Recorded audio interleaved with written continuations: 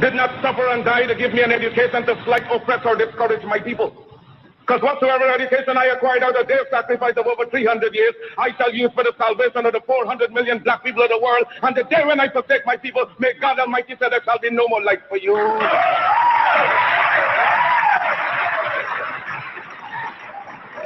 I unequivocally rejected the racist assumption of much white American Christianity, namely that God had created the black man inferior and that he had intended Negroes to be a servant class, hewers of wood and drawers of water.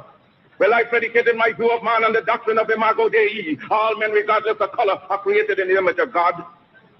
Now, fly together. The buzzers, everything hangs out with its own. White people, culture's different from black people. Puerto Ricans and Indonesians cannot integrate. Egyptians and Germans cannot integrate. Australians and Mexicans cannot integrate. They have different foods, they have different music, different cultures. See, you white and I'm black. If white people have a party tonight and black people have a party, the party will be 100% different. The music, I go to a white restaurant, we integrate today, right? You go to a white restaurant, you gotta look all day on the jukebox to find some music.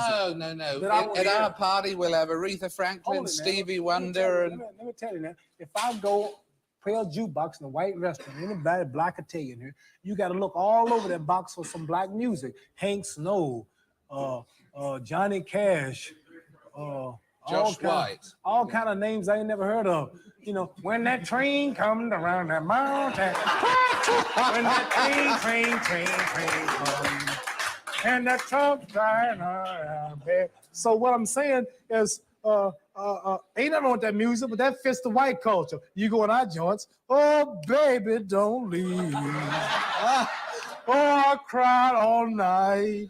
Who's that running out of my back door, honey? Oh, but see, those are our problems. Then I go to Chinese restaurant, pling, ting, tang, tong, tong, ting. So we can't integrate. Yeah. We ain't gonna never have no peace.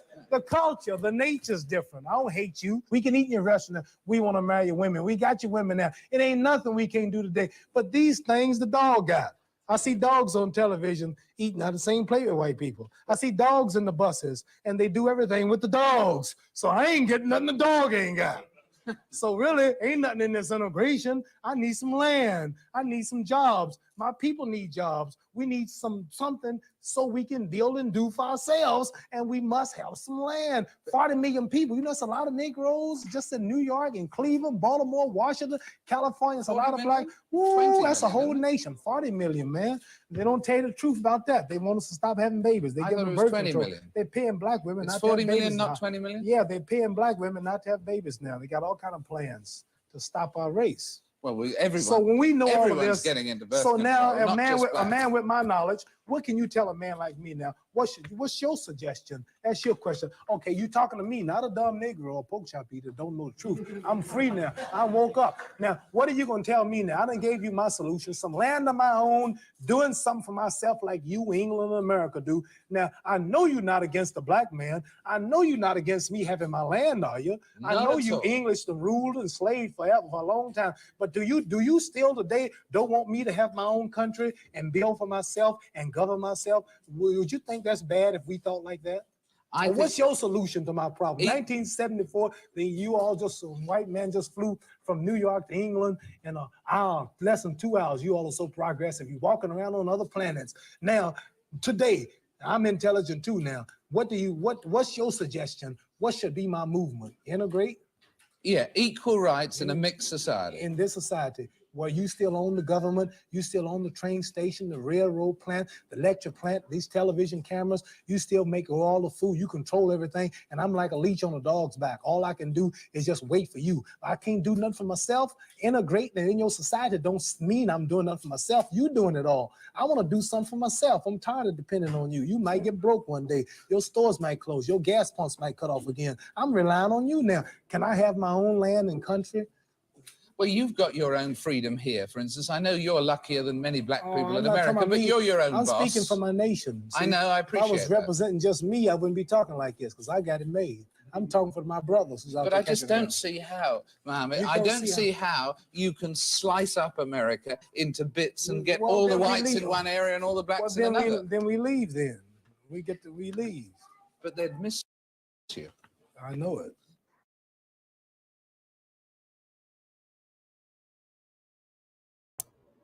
What is good, my people? We are live back again with another live broadcast on the forecast. What's going on, Raw? Shouts out to Raw in the building. I appreciate it. Like always, definitely the realest out there. I don't know if it might just be me and you, Raw, but it is what it is, So I wanted to come on here, real quick. And I wanted to ask y'all a question, but I kind of wanted to show some other stuff too. Right. And I'm gonna let I guess some time come past, but I'm like, are we experiencing a wake-up call? Like, because I don't think so, because it may take actual utter destruction for us to receive this wake-up call, because I don't know how many calls we have hit. We turned our phone off, because we got so many wake-up calls. It's just annoying at this point.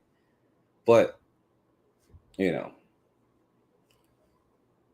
so before I get into it, I guess I'll just do this, because I want to show you something too before I talk about it, right? I want to show you these thugs here, This was kind of funny, right? Now, these thugs up in Congress ready to fight. I just thought it was pretty funny, So I want to play this while I, give people a chance to come, because I don't want to go back over the same stuff over and over. Pretends like he's self-made. What a clown. Fraud. Always has been, always will be. Quit the tough guy act in these Senate hearings. You know where to find me. Any place, anytime, cowboy. Sir, this is a time, this is a place. If you want to run your mouth, we can be two consenting adults. We can finish it here. Okay, that's fine. Perfect. You want to do it now? I'd love to do it right now. Well, stand your butt up then. You stand your butt up. Oh, hold on. Big Oh, guy. oh, stop it. Is that your solution every Hold it. No, sit down. This chick here is laughing and stuff in the background. Oh, you're a clown. Sit down. Look at you. You're a United States Senator. Sit down. Active. Oh, okay. Sit down, please. All right. Can I respond? Mr. Hold Chairman? it. Hold it. This what Europe was looking like 6,000 years ago. They was like, yo, you want to say something? Like, what? That's how most of the European wars started. They have been fighting ever since. But this is how they start, If Hold we on. can't, no, This is I have what the he mic. said. I'm sorry. This is Hold what it. he said. You'll have your time. Okay. Can I respond? Oh, no, you can't. This is a hearing. And God knows the American people have enough of contempt for Congress. Let's not I don't make like it worse. thugs and bullies. You have, And that's you the- have I don't the like time. you because you Hold just it. described yourself. Hold it. You have the mic. Yeah. You have time. All right. Look at these thugs. And it's just disgusting, And just super predators out here. Your statement. Then let's do this, because I did challenge you and I accepted your challenge and you went quiet. No, I didn't go quiet. Hold on. It's You like you wanna say challenged nothing. me to a cage match, No, acting like a sir. 12-year-old schoolyard Hold bully. it. Excuse me. Hold on. Hold it. No, excuse me. I have the I mic. will say exactly. Senator what he Mullen, said. I have the mic. You have questions on any economic issues, anything that said, go for it. We're not here to talk about physical. Now, Raw, and this is the only reason why I don't say it, but if we knew any better, we would be on both sides. Like, yeah, you could whip his handpipes. I just say that. You could beat him up, and then go to the other day. Like, you could also beat him up. But I heard that he got some help from whatchamacallit. So you might want to, get this from me, pay this money and I kind of protect you. Then go over there and be like, yeah, well, I kind of heard he got this. And then you got like,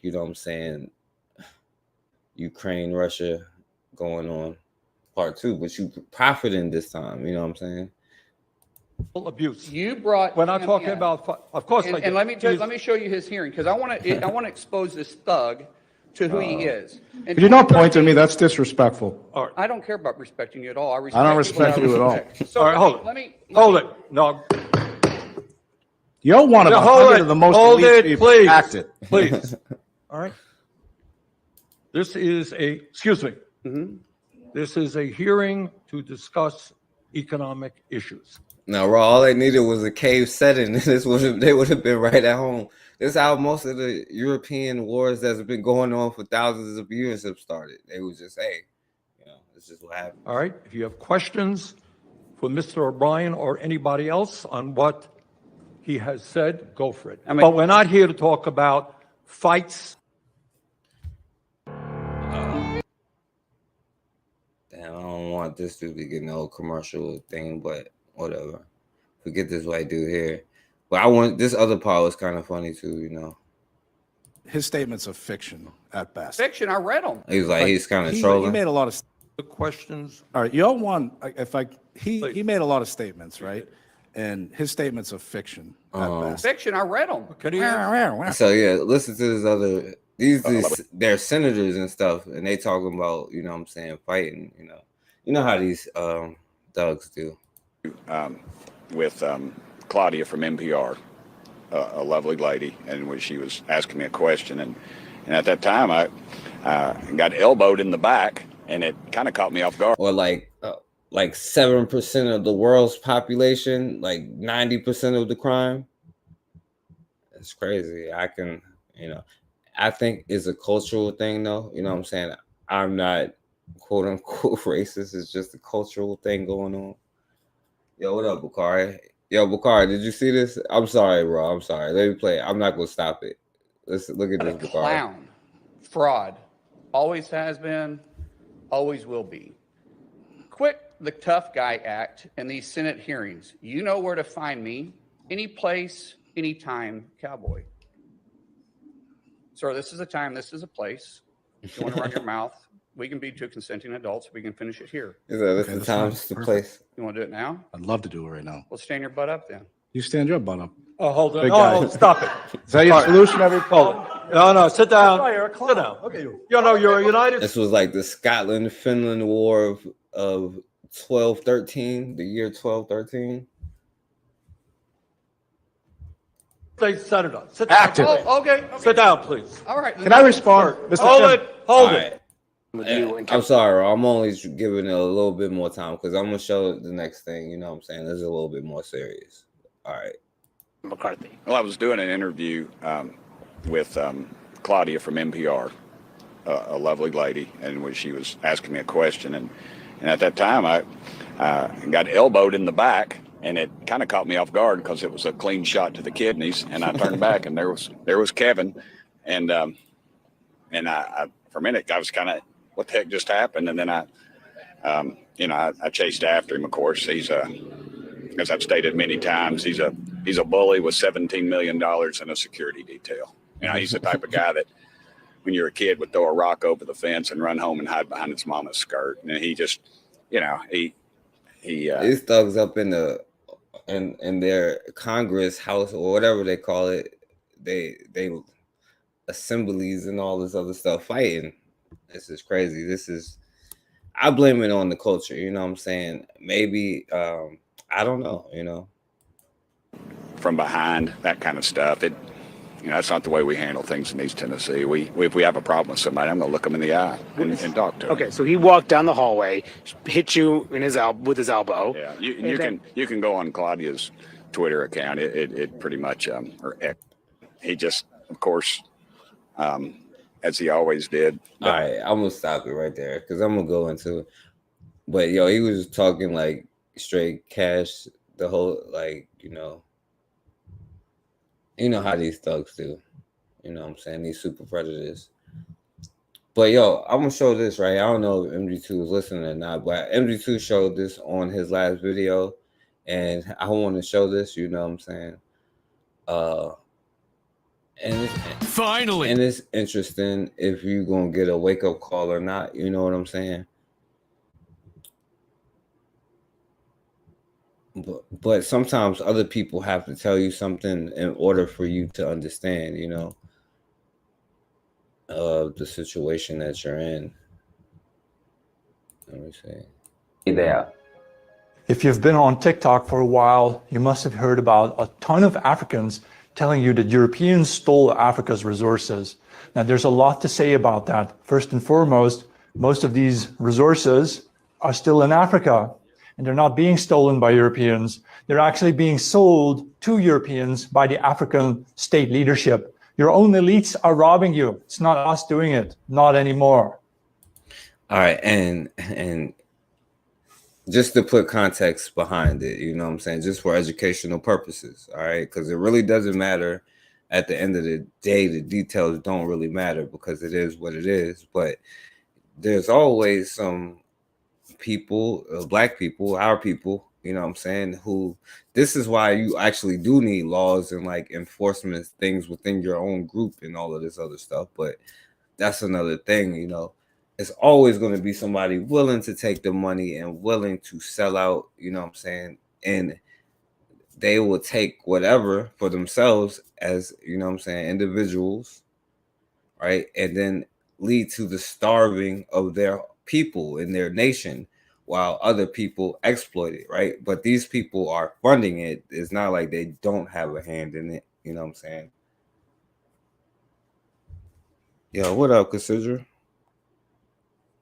Yeah, you know. The real issue, of course, is why aren't... Cassandra, you missed them thugs fighting at the beginning, but yeah, check it out. You're gonna hear what he's saying. And I try to tell you, but it might sound better coming from this dude. The real issue, of course, is why aren't Africans using their own resources to do things? Why does Mr. Beast have to go to Kenya to build water wells? Why didn't the Kenyan government do it themselves? I suppose the Kenyan government could have done it themselves. It just chose not to do it. Nigeria is now a country of almost 220 million people, the largest country in Africa, but they only produce about 10% of the electricity that a small country like Hungary. Hungary only has 10 million people, but they produce 10 times as much electricity as Nigeria does. And it's crazy, right? I never understood this part. This is why it's like comes to like modernizing some of the stuff that we say and do, you know. And this is why it's important to have like actual tangible stuff, because like as a nation, if you just realize, you know what I'm saying, number one, even the land that you on, it is valuable to the world, you know what I'm saying? And if you ain't ready to strap up and defend it, you know what I'm saying, they just gonna come in and take it. And then you end up in a situation where you're working for somebody else to make them a billionaire. You know what I'm saying? I'm not gonna say what it is because I don't want to offend Bakari, you know what I'm saying? I'm joking, my brother. Right. And because they are funding these other people, and sometimes it's their own, but sometimes it's not, you know, but they definitely have their hand in it. So that's why it's important for us to understand all of the political structure. But at the end of the day, it's still about what the hell are we producing as a group of people, right? Because if anyone had any common sense, if you want to get some economic thriving going on, you need businesses. And we know that it's hard, like other groups, like, you know what I'm saying, like how the Asians that get hair from Asia or whatever, you know what I'm saying, like you get the material, you got a tire shop, so you have some kind of thing with, you know what I'm saying, like that's how you like work together as far as like building a whole industry in between, right? And then you produce your own electricity because you don't need anybody. It's just like converting the stuff into tangible things that we need to live and eat and stuff like that. You know what I'm saying? Yeah, that's just, what it is. But listen to what he's going to say. I mean, I know you want to have your Wakanda, right? But do you expect white people? I know you want to have your right, Wakanda, but do you expect white people to give it to you? No, you're supposed to build it yourself. Having said all this, it is of course obvious that we Europeans in the North need to prepare for a possible, potential African rise in terms of technology and therefore also in terms of military capacity. And that means we in Europe need to already start looking ahead and thinking ahead about how we are going to win the war against Africa, because there will... Now, I'm gonna play that part again, right? Because MG2 makes a great point. Now, we are sitting here looking goofy as hell, doing a bunch of goofy stuff and saying how we're gonna fight for everybody but ourselves and support everybody but ourselves. And we are everything but ourselves, you know what I'm saying? We are the best at every culture, but, hell, we can make our own culture at this point. You know what I'm saying? We have, but we could do what the hell we want to do, right? But he's saying even then, we have to prepare for hell. What if these fools wake up? You know what I'm saying? One day, like, what are we gonna do then? You know what I'm saying? What kind of measures are we gonna take to ensure that we have our survival? Because at the end of the day, how are we gonna eat? Like, you know what I'm saying? They'll be having like 2% electricity if it wasn't for you loving everybody and, you know what I'm saying, kumbaya and welcoming the paleface into whatever the name of the cookout was back in the day. You know what I'm saying? But while they was in that cookout, they were saying, like, what can we do to get this land from these people and these resources from these people? And after slavery or during slavery, what can we do to ensure that they're going to continue to be slaves and never rise up against us? And after that, how can we convince them to go back to being slaves and convince them to think that they are free of whatever? And then today we just like, you know what I'm saying, we trying to be a part of their stuff, but they like, what if they ever wake up one day? I don't know what the hell we would do. You know what I'm saying? That's a great point, you know, and shouts out to MD2 for that, you know.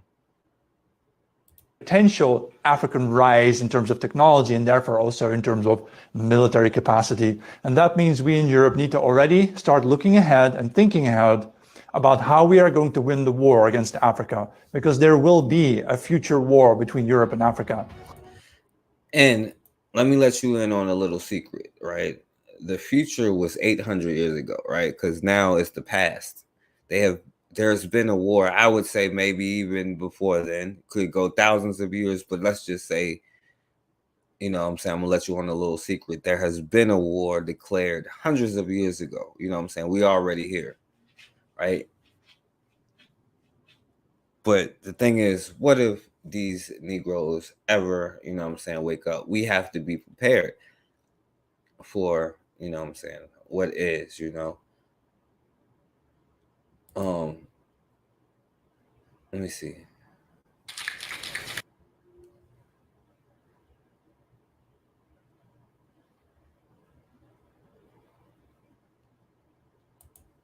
Oh yeah, so this is, you know, them getting mad at the British, you know what I'm saying, for whatever. Saying something for like this. Quote unquote apologize. Well, listen, there are bad things we did. There's good things we did. I mean, the intertribal slaughter we helped to ameliorate. We gave you democracy, even if Kenyans don't always live up to it as they should. We gave you the gifts of the English language. You Negroes are speaking English. You be in Africa praying to a tree. And they got to go to this tribal thing, you know what I'm saying? And that is one thing that's like almost like a handicap for us, like eternally. We is like tribal as people, you know what I'm saying? Which is okay, but it's learning how to like understand like the differences between, you know what I'm saying, each group, like, because you know that, okay, we know that as Black people, you know what I'm saying, we can have our stuff. That's why you can have like the Black Olympics, you know what I'm saying, like we're Black people from wherever you want to claim, but you Black people. But we know when outsiders come in, it's a problem, you know what I'm saying, because they talking about, well, you're speaking English right now, ain't you? You know what I'm saying? You're welcome. Democracy, even if Kenyans don't always live up to it as they should. We gave you the facts. They will never beat them. Well, you know, they're winning right now, though. I will say that. But hopefully, because like he said, and the white boy said it, so you know it's true. If they ever wake up, they're going to be in trouble. They're going to go back to having their queens in the forest somewhere, like dying of diarrhea or something. You know what I'm saying? Like, this is like the truth. That's how like the dark plague started type stuff. You know, they'd be in the forest somewhere, like, you know what I'm saying, dying of diarrhea if it wasn't for you, you know what I'm saying? Or if you ever learn how to protect your, or as they call it, gatekeeping these days, you know? Kenyans don't always live up to it as they should. We gave you the gifts of the English language. We gave you the rule of law. I mean, there's many institutional things. I've been to Kenya.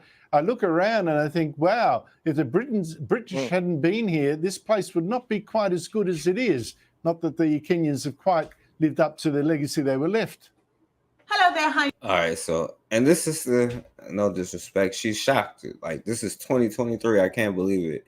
And no disrespect to her, but like I said, I can't give us a pass anymore after like 1800, like it's crazy. So like, you're gonna have to wake up sooner or later, or you're gonna be in another nightmare. You know what I'm saying? It was 100% evil, and it's the. So this white dude is mad about this apology, just an apology that he didn't really apologize for it. But they're saying like, yo, you should have more pride in yourself than that. You know, he's telling the king, wake up. You know what I'm saying? If these Negroes ever get the audacity to be like, yo, pay me what you owe me, or I'm gonna smack you up, and maybe might be what they owe. You know what I'm saying? Who knows? Pride in Britain. But it seems that every time King Charles visits the West Indies or Africa, he's got to crawl, he's got to grovel, he's got to apologise for Britain's wicked colonial past and pretend it was 100% evil. And it's the whole same story again. He's right, it was 1,000% or 1,000,000%. Visit this week to Kenya, where activists are hoping that after sorry comes reparations, free money. The wrongdoings of the past are a cause of the greatest sorrow and the deepest regret. There were abhorrent and unjustifiable acts of violence committed against Kenyans as they waged, as you said at the United Nations, a painful struggle for independence and sovereignty. And for that, there can be no excuse. Oh, he's like, oops, my bad, y'all.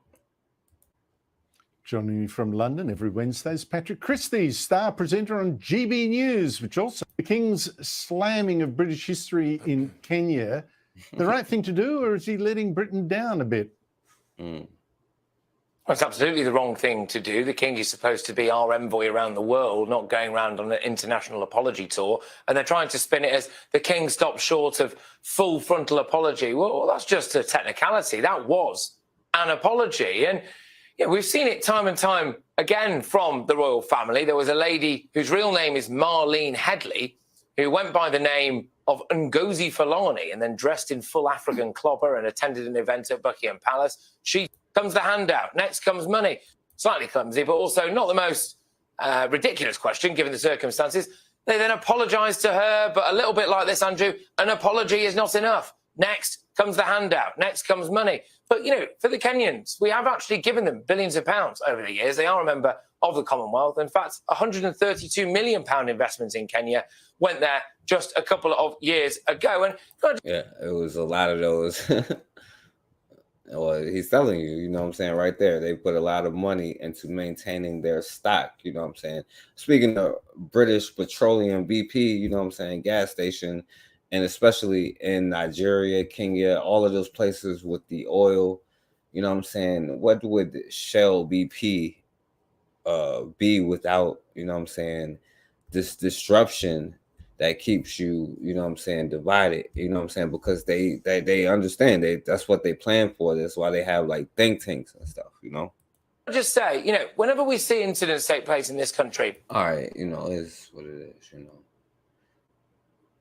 So, yo, my brother MG2, you showed something which is very true, because we show like how a lot of people is dying of like starvation. You know, like famine. If you look up how the famine over the last, let's say like 300-400 years, how many Black people have died because of a famine.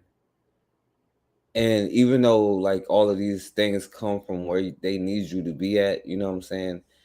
How many of these, like, how many Black people have died of a famine? And he was showing like what was going on in African countries. Like he showed that white boy, you know what I'm saying, that, and you know what was going on in Black people with America, you know what I'm saying, and us trying to like get away from it. But also it's still going on here in America, even with this, you know, they say seeing is believing. But with Stearns and Foster. Speaking of like Thanksgiving, you know, a lot of times, a lot of Black families who are, you know what I'm saying, poor in New York, this is New York now, they get a lot of the resources, but now a lot of those, like the food and stuff, like they're running out of food because, I'll give you a guess, you know what I'm saying, because of all of the migrants that's coming in, you know what I'm saying, so. A food fight in one neighborhood in Queens between NYCHA tenants and newly arrived migrants. Fox 5's Ashley Rodriguez shows us how tensions are growing with not enough food to go around. Why do we have to take the butt of everything? Okay, this community here is already suffering. The residents living in NYCHA's Queensbridge houses look forward to the mobile food pantries that show up weekly. But over the past year, they have witnessed 8,000 migrants move into their neighborhood, and they have also noticed the migrants are also starting to take their stuff. They was first online for the turkeys this morning. If they tell you to be there at 11 o'clock, you get there like 10:30, 10:45, but they already out there. The line is from over there to over here. Free food giveaways, especially during the holidays, have become a source of tension between longtime New Yorkers struggling to get by and newly arrived migrants who are using the system to survive. A month ago, one altercation got so heated between a resident and a migrant, someone ended up in the hospital. We would never turn anyone away for a meal. Like, you see, like, is going on globally, you know what I'm saying? Like, where Black people is always going to be at the bottom, or whatever trickle down system it is, you know what I'm saying? It's us that's going to be the first ones that go down on famine. And I saw this on one of the most cloned out Black women, cloned out Black woman, worse than Candace Owens, you know what I'm saying? And she was showing this, you know, kind of talking about what was, you know, the disparaging terms they got for Black neighborhoods. But you know what I'm saying? Like, this is like Black women and children who mostly go down here, you know what I'm saying, and get what they can. And a lot of these families cannot get what they're getting because, you know, they like the line is around the corner. At the end of the day, it comes down to like eating or not eating. You feel me? It's like not even a game, you know? Altercation got so heated between a resident and a migrant, someone ended up in the hospital. We would never turn anyone away for a meal, but there simply just is not enough for both NYCHA residents and the migrant shelter residents. Councilmember Julie Wan says she alerted the mayor to the growing tension in her community and was able to get $50,000 to increase the number of hot meals served inside NYCHA's. But she's concerned the mayor's new budget cuts will only put further stress on a community already living in scarcity. People are going hungry right now. People are frustrated with not having enough to eat, not having heat and hot water in their shelters or in their houses in NYCHA. And people want to make sure that they just have their basic needs met like any human would anywhere.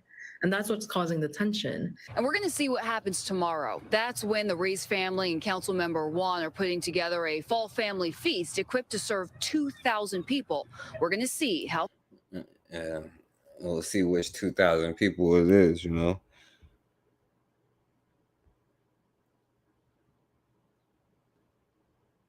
I think she mean like people like Patrice Lumumba and stuff like that. Like, you know what I'm saying, brothers like that, they call a terrorist and try to get rid of them, you know. And y'all know I showed y'all, you know what I'm saying, them quote unquote politicians fighting and stuff like that. Well, you know, this is not Chicago, by the way. This is New York, you know what I'm saying. But in Chicago, you know what I'm saying, one of these, you know what I'm saying, this dude here, this Spanish dude, put hands on an older sister who is a, you know, congresswoman or a politician or something like that, but he put hands on her, you know what I'm saying, or what it was like he physically blocked her from doing something, you know what I'm saying, like, you know, with this older woman, you know. Right now, there are new calls for Mayor Brandon Johnson's City Council floor leader to step down from his position. 35th Ward Alderman Carlos Ramirez Rosa is accused of trying to physically restrain an alderwoman during a procedural vote regarding migrant housing. CBS 2's Sharday Gray spoke to community activists who had a few choice words to say outside the alderman's office.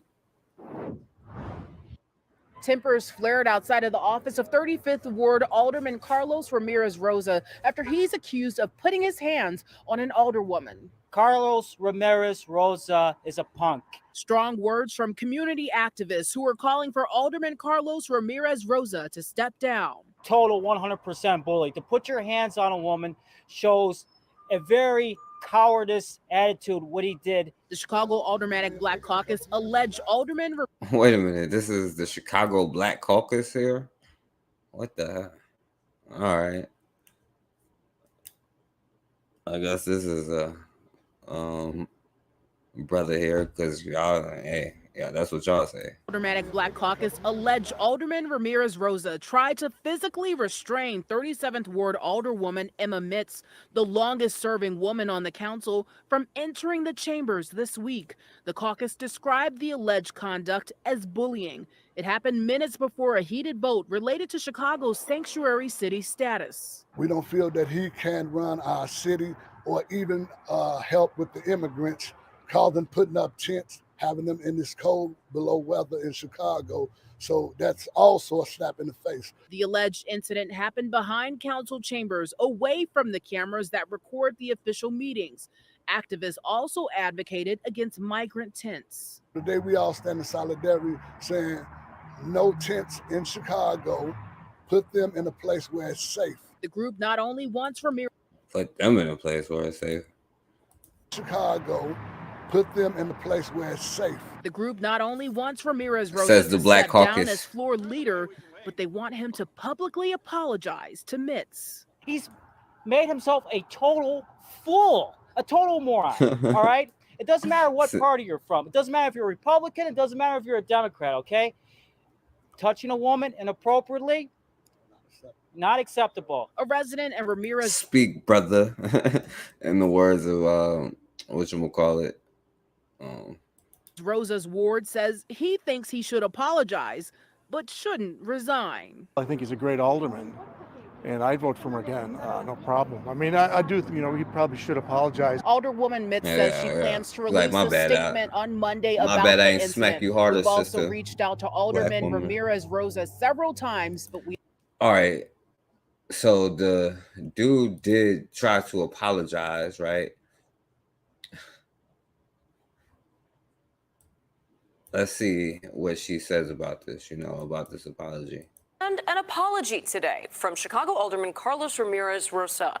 The alderman describing his controversial actions as overzealous after blocking a colleague from getting into council chambers for a vote. CBS 2's Sabrina Franza was at today's council meeting. Sabrina, did they accept the alderman's apology?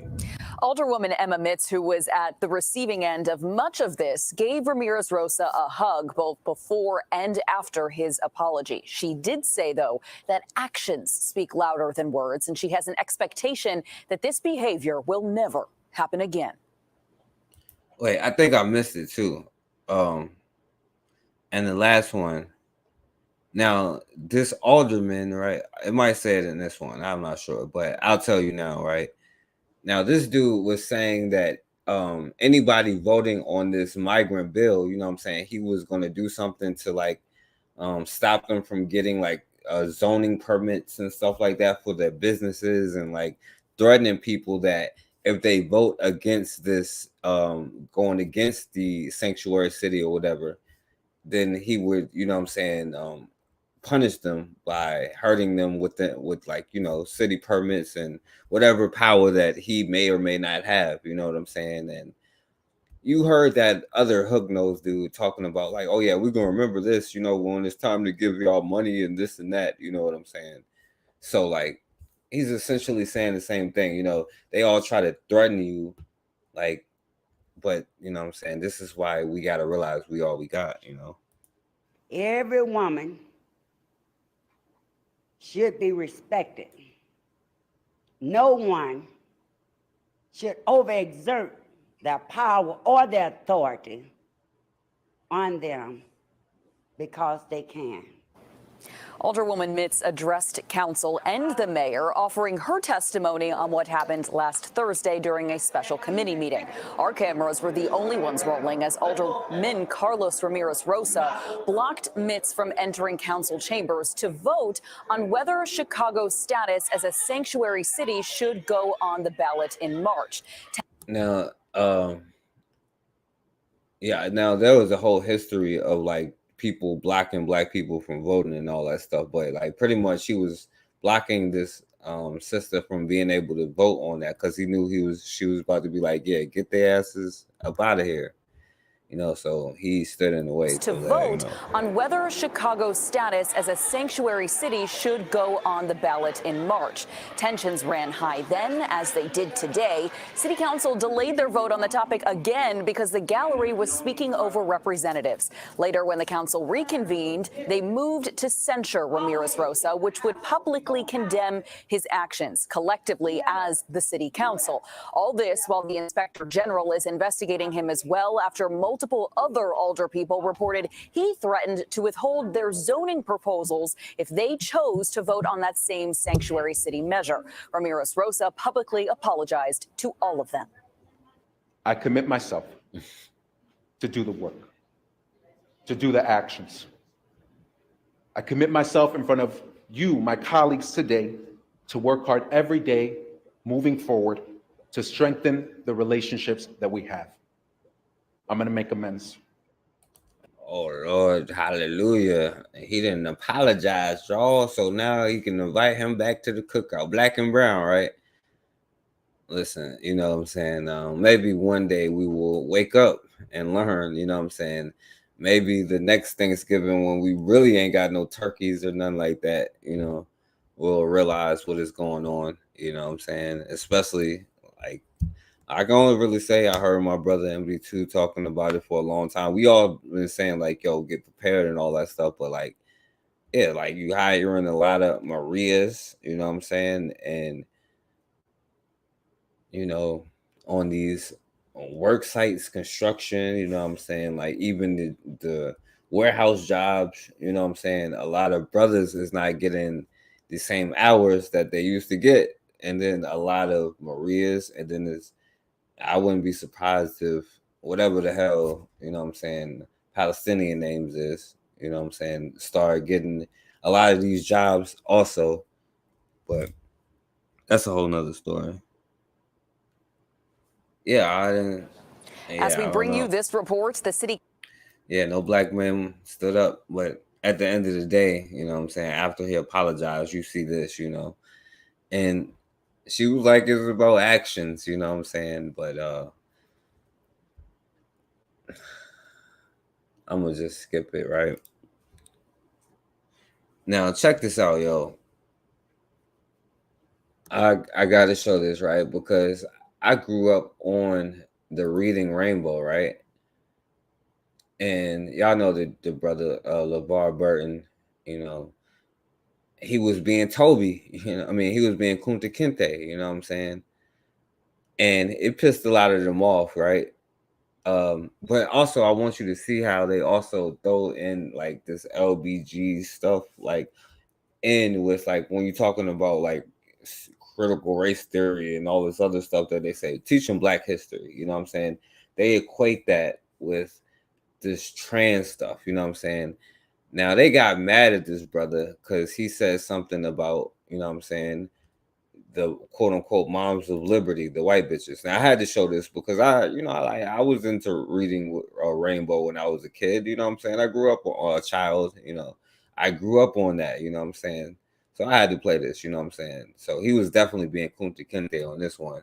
Guys and gals, there was a time when you could let your children consume just about anything that had to do with Disney or hosted by LeVar Burton, somebody that, of course, is of also Star Trek and Root fame. I mean, he's been involved with all kinds of things.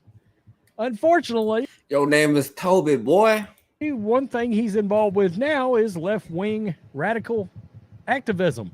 That's right. And he was at some miscellaneous book award ceremony. And these days, when we're talking about books, we know one of the things that we've seen across the country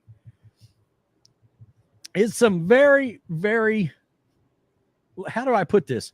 Vulgar and disgusting content that we have since found out as parents is in a lot of children's schools. Now, a lot of parents and some politicians have been able to. Now they equate, you know what I'm saying, their debate, whereas men can be women and all that stuff, like with the Ruby Bridges story, because they also like ban Ruby Bridges books because it makes them look bad, you know what I'm saying? And this is what he was really talking about, Get this kind of content the hell out of school. As we know, there's pockets of people out there that are very.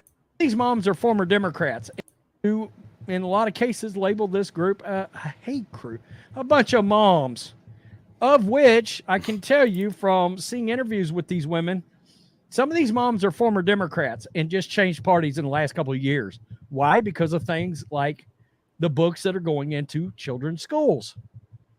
Well, LeVar Burton, that's right, host of Reading Rainbow. He was at this award ceremony. He decides to threaten these moms. Now they're saying he's threatening violent threats against women, you know what I'm saying? And against moms, right? The moms of liberty. Moms of liberty. That's where we are, folks. Actors are now threatening mothers because mothers don't want their children to be subjected to vulgarity. We are truly living in bizarre times, folks. But then again, we got thousands of people parading around in the streets right now, spreading hate for Jews.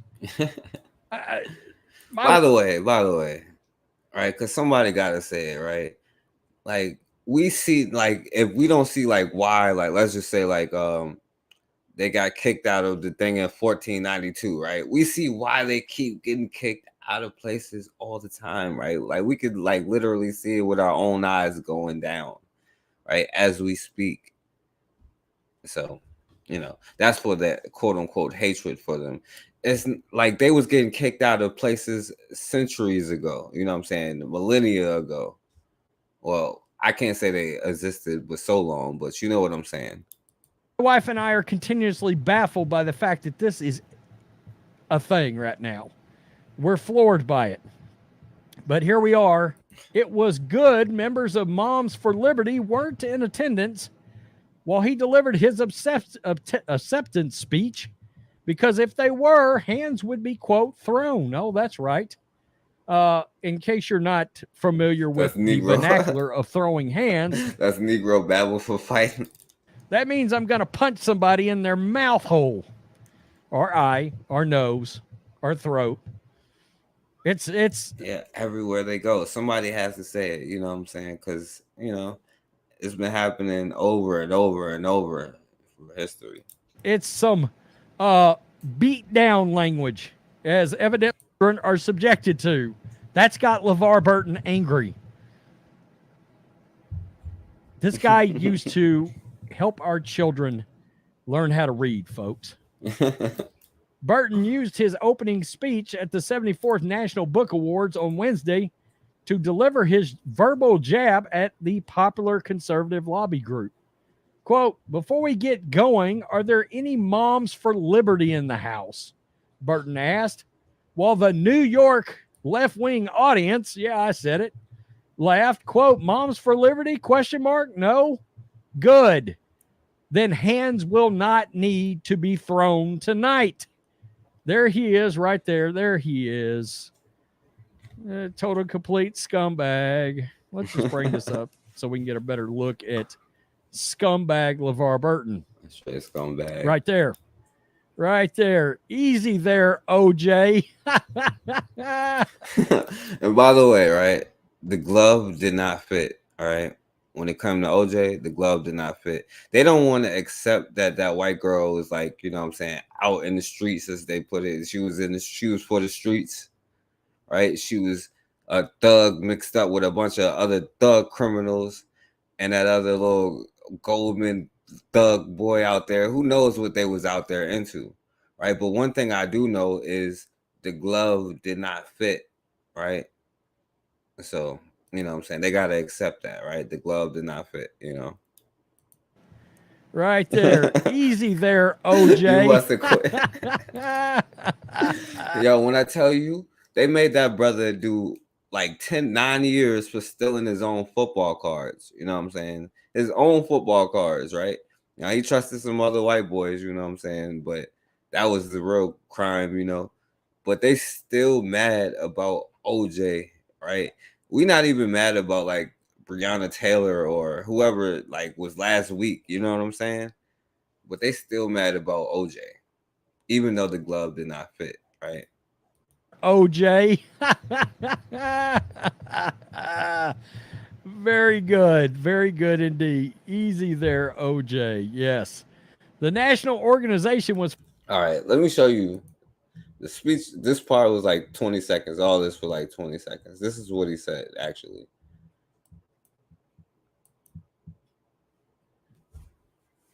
He was like, Toby boy. Yes. I had the tremendous honor of serving as Master of Ceremonies for the 70th National. Yeah, because we don't know who did what. You know what I'm saying? They was mixed up in all kind of drug addict stuff. You know how these, you know, Greek culture, they get mixed up in those opioids and all that thug behavior, that super predator behavior. We don't know what they was into. You know what I'm saying? But I just know that the glove didn't fit. That's all I know. I had the tremendous honor of serving as Master of Ceremonies for the 70th National Book Awards in 2019, and it genuinely means the world to me to join you all again on this stage to celebrate the importance of literature to our shared culture. Before we get going, are there any moms for liberty in the house? Moms for liberty? No? Good. Then hands will not need to be thrown tonight.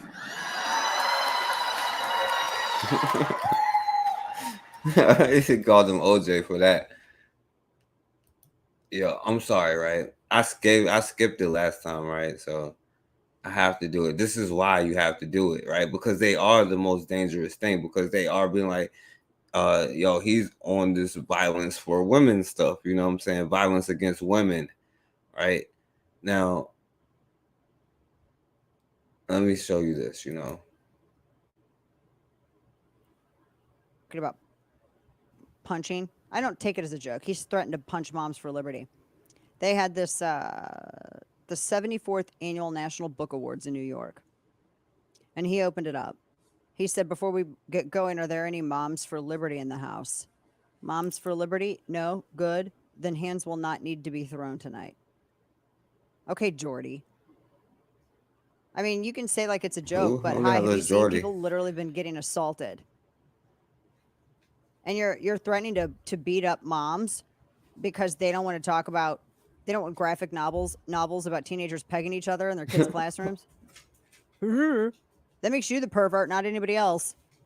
That's what you're fighting for. Make these people own it.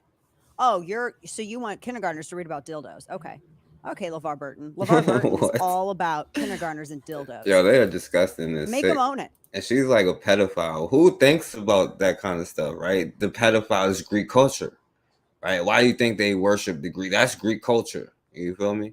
Now, this brother, I'm pretty sure, is talking about, you know what I'm saying, Black history books, because they're trying to get books like Ruby Bridges books banned. But do y'all want to see the original Moms of Liberty? This is, if it comes up, hopefully it come up, you know. But I want to show you the Moms of Liberty here.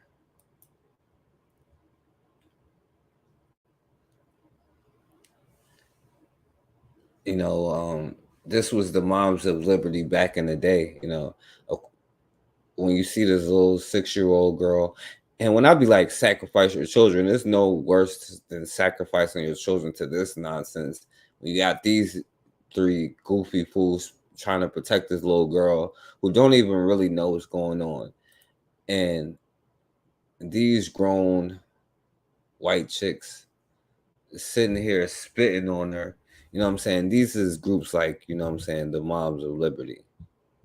All right. So I just had to show you that. I don't even want to bring it up because it's probably about to get stuck again. But I had to show y'all the original. And like I said, they keep trying. You see how she mixed it up with that when we're talking about Ruby Bridges. They always use Martin Luther King, but they trying to get even Martin Luther King taken out of it. You know what I'm saying? And that's what they're saying. And listen, when I tell you the most dangerous group, you know what I'm saying? Like, they infiltrated their way into, you know what I'm saying, the civil rights bill, affirmative action, and today HBCU football teams, you know what I'm saying? That's what this is. That's the position. Hey, that's your position. If you don't like your position, maybe you should have a new one. That's because that's what these books are. And then they try to throw everything, like they try to add innocuous titles that no one's ever complained about into the whole thing. And then someone else is like, what about the Old Testament? Wow, I don't know a lot of kids that are poring over the Old Testament in 2nd grade. Not these white nationalist Christian. Good grief. Fools. It's about, he's always been a jerk. But because apparently supporting age-appropriate materials in classrooms means that you should have hands thrown at you. It was just a jerk move. I wish I sometimes could rewind time, and then I would probably like try to get an invitation to that, and then I would sit in it, and I'd be like, "What's good? What's good, LeVar? What's good? Come on, Jordy. Right. What's good? Come throw hands. Let's see how far you get. Come catch these hands." You see this nonsense? And if he did, right, like the first black man, right, whoever saw them in the cave should have did, which he didn't do.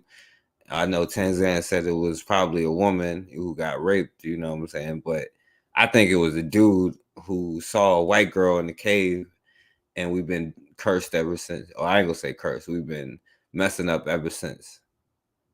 Right? But like the first one should have did, he should have, you know what I'm saying, like LeVar said, you know. Well, anyway. Speaking of them, you know, check this out, right? I thought this one was kind of crazy, right? Now, this brother showed up to work. Now, I don't be showing up to work early or none of that. I use all my time wisely. I get there if I have to. It's a problem, I already got to go. So I ain't going to be showing up early. But this white chick called the police on him for showing up to work early. Yo, check it out. Restaurant. Got the manager here. I never heard nothing like this in my life, y'all. This lady is upset with me because I come to work early.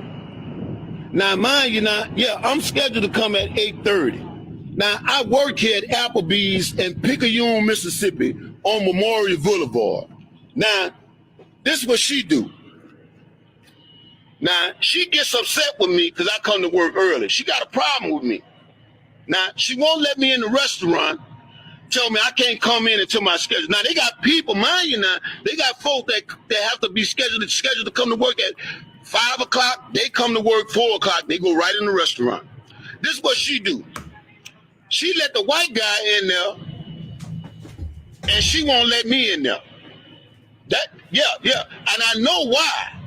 Because she is prejudiced. Not only that, she didn't call the police on me. And I work here because I come to work early. I want y'all to see this here. This lady didn't literally call the police on me because I come to work early. Even though I never in my life ever heard of something like this. And now, mind you now, I'm in the state of Mississippi. Where there ain't nothing. Yo, you can scratch out Mississippi and put like Florida, Ohio, Virginia, Michigan, California, Texas, Arkansas. I don't know. You pick a state. But prejudice and a racist state. But I may have been born here, but I have not been raised here.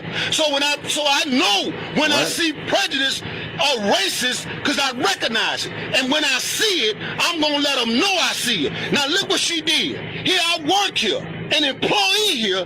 This lady didn't call the police on me because I have come to work early. Right, Bakari, say America. Never in my life have I heard something like this here.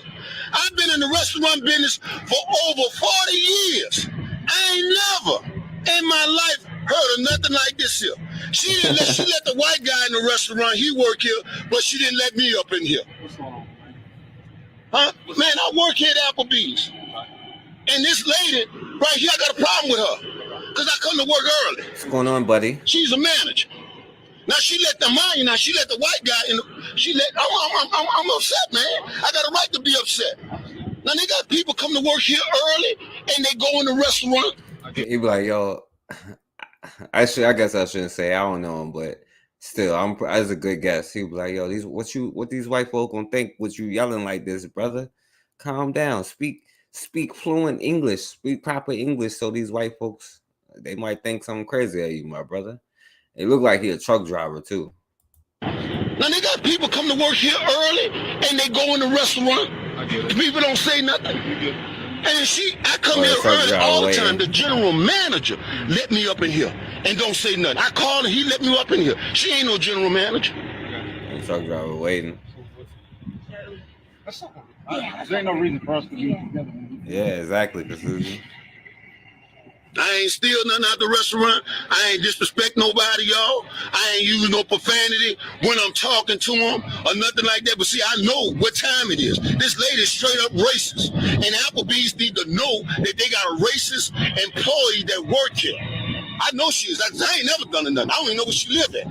Yeah, they probably got... No. Look, when I talk to her, I may talk with authority because I have to talk with authority because the reason why, because I'm dealing with something that's demonic. That's the reason why. And she think I ain't gonna say nothing to her. Now I gave her a warning. I'm not the one. When I see it, I'm gonna look. Don't think I'm gonna just walk away from you and think I'm gonna be afraid. You can take me to jail, and I'm going to jail. I'm gonna stand before the judge, and the judge said, "What you in here for, son?" I said, "I'm in here because I came to work. I went to work too early. That's why I'm here." That's 20 years, Negro. That's what the judge will say. I'm sorry, that was a bad joke, but it's true though. Like, I came to work too early. Oh, was a white bitch there? 20 years, Negro. Work too early. That's why I'm here. That's why I'm here, Your Honor. The manager's upset because I came to work early. Now she let the white guy in here who works in there. She let him in there. But he said, I can't say that. It's in southern Mississippi. That place, southern, yeah, makes sense. She shut the door on me. She didn't want me to come in. That is a prejudiced move when you did that. And I'm radical. This is 2023. We ain't tolerating. My brother said, I'm rattled. This is 2023. And I'm radical. This is 2023. We ain't tolerating that no more. At all, period. We ain't afraid to go to no jail or none of that. We gonna tell the truth. What a She mad at me, upset with me. See, I know she is because she called the police because she want me to go to jail. She don't want me here because she know I'm and then in that man, I'm gonna call corporate and tell corporate. Corporate don't tolerate this mess. So here's the deal. Yeah, that's stealing, Bakari. He's stealing. But he was like, I ain't steal nothing. He didn't clock in. He couldn't even get in the building. So, I don't know. What your manager just explained to me is that they don't want you to work today just because of how you are right now. So what they want you to do is just leave the property until further notice, okay? Now look, y'all. They want me to leave the property. I come to work early. The police tell me to leave the property because I come here. So if you're working for, as y'all would say, though, I can't even say it. If y'all working for non-black people, right? Don't go to work early, right? Use your time valuably so you could get the hell up out of there, because if you go to work early, you might go to jail. So don't do that, all right? I came to work early. Have you ever heard somebody getting fired for coming to work early? It got something more deeper than that. Because that's the reason why and then look, further notice, so she's gonna try to fire me. So you know what I'm gonna do? Look, I'm gonna let the world know about it. I'm gonna call corporate and let corporate know about it. How in the world you gonna fire somebody because they coming to work early? I ain't never heard nothing like that in my life. I know she's straight. Look, here she is right here. She's straight up prejudiced. Why don't you tell the world who you are? What you scared now? What you ashamed now? You a coward now? Huh? Glory to God. I'm not. I'm gonna put you, I'm gonna let everybody, corporate gonna know about you because they gonna see it. Because you live now. Listen, you have a vehicle here. No, I don't stay far. I don't stay far from you. I mean, I know you. Okay. You don't do, just do it, just go ahead and leave the property. Look, they want me to leave. I'm coming to work, y'all, and the police is telling me, the police is Like, you gotta fly on your day off. He's like, you gotta fly for coming too early. Yo, y'all crazy, yo.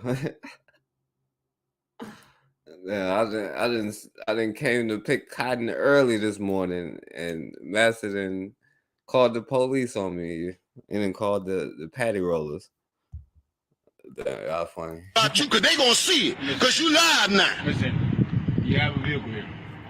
No, I don't stay far from you. I mean, I know you. Okay.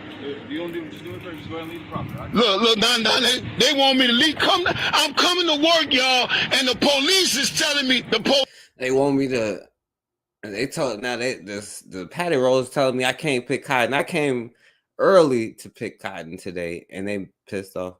There's no disrespect. This is messed up. You shouldn't be calling the police on you because you went to work early. Okay, I'll say that. They want me to leave. I'm coming to work, Yo, y'all. what up, my brother Anthony? And the police is telling me, the police is clocking me out. Ain't that something? And I'm gonna let you know, I got some views. People already looking at it. They sure is.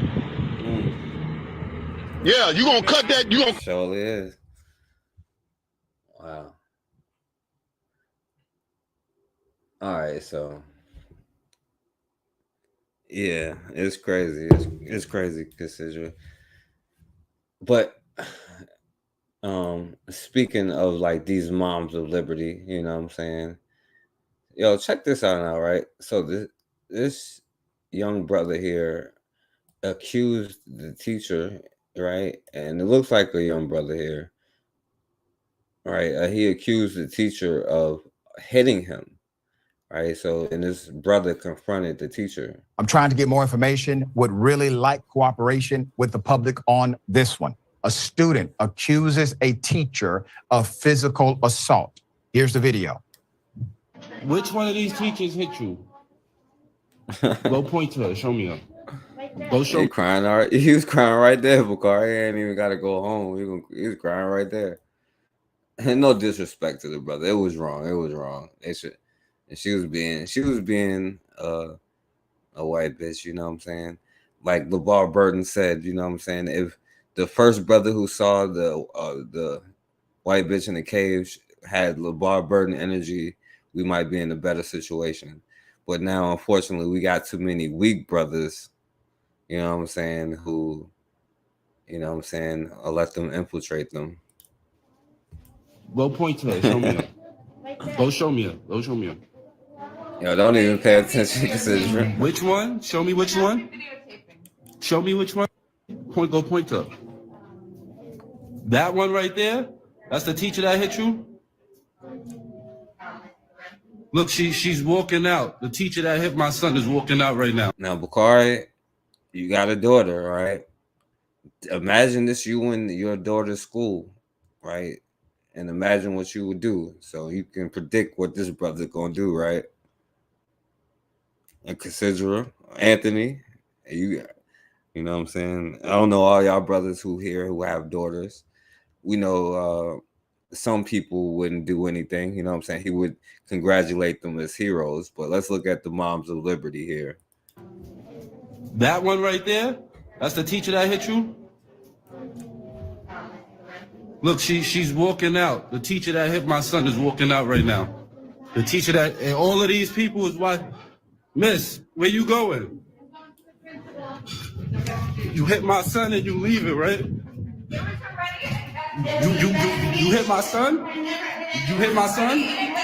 So all of y'all adults gonna watch her hit my son, but y'all act he's not right when. Okay. Right now I'm in PS 76.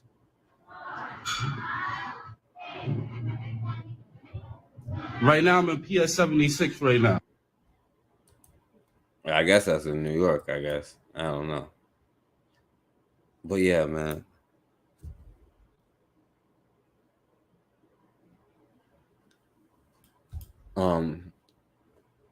Yeah, and that's the thing. A lot of, unfortunately, you know what I'm saying? Now, I'm not saying this brother, but a lot of brothers are like weak and would gladly give up their children instead of, like, you know what I'm saying, just coming together for basic things, you know what I'm saying, which is the point of this wake up call is are we going to ever have it, you know what I'm saying, them putting hands on your children, them not wanting to teach your children the truth about their own history, you know what I'm saying, like to the point where you like reading Rainbow, you know what I'm saying, like I wanted to read as a child because of reading Rainbow, you know what I'm saying, and the truth is it's about books like Ruby Bridges books, but we can see these white bitches, the moms of liberty in the 60s, spitting on this little girl, calling her nigga, death threats, all of that stuff.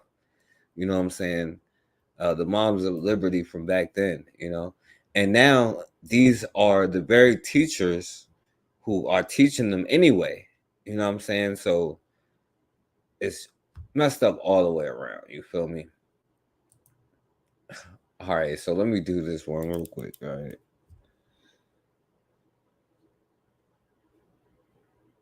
Yeah, that's what I'm saying. That's the problem, you know? Yeah, she was walking out of that class fast as hell.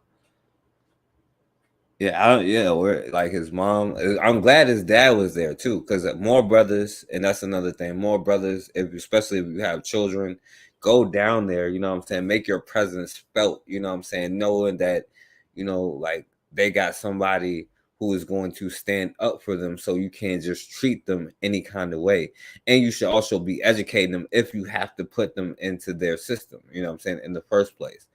But you know, that's goes back to us not having our wake up call and realizing where we are, you know, exactly, Raw, you know, you got to teach them at home, you know. But yeah, so now check this out. Look, right.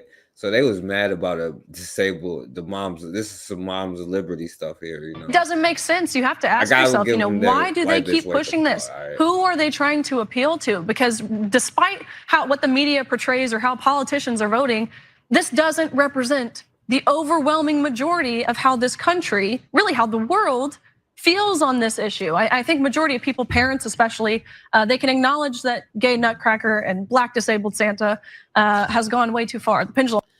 Now, you see, like the thing is, they keep trying to mix up like, like this black stuff with this gay stuff, you know what I'm saying? Like to make it like, well, in their group, they make it one big boogeyman, but on the other side, they'd be like, oh, all of these things together, LBGT, and you know what I'm saying? Like, but the Republicans try to put it together as like, oh yeah,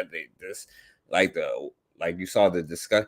But the irony is, it's like Greek culture. We know what Greek culture is. It's like projection, you know what I'm saying?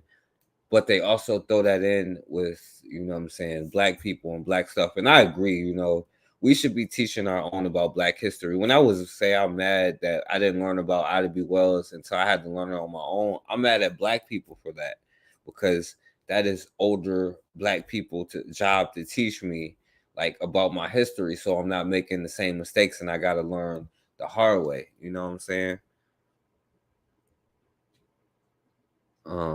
He said Queen has had an online. Are you talking about Sister Queen? Which sister? Sister Queen. Oh, Taisi, yeah. Has an online homeschooling network. Liberated Minds. Yeah, we need to get our children. Yeah, Liberated Minds. Yeah. And I try to show that sister too. You know, she has a schooling system that I support. You know what I'm saying? And definitely, you know. So that's why you get them out of there. But you see, they throw that in there with that LBGT stuff, and no matter what side of the pendulum you swing on, you get this nonsense, you know.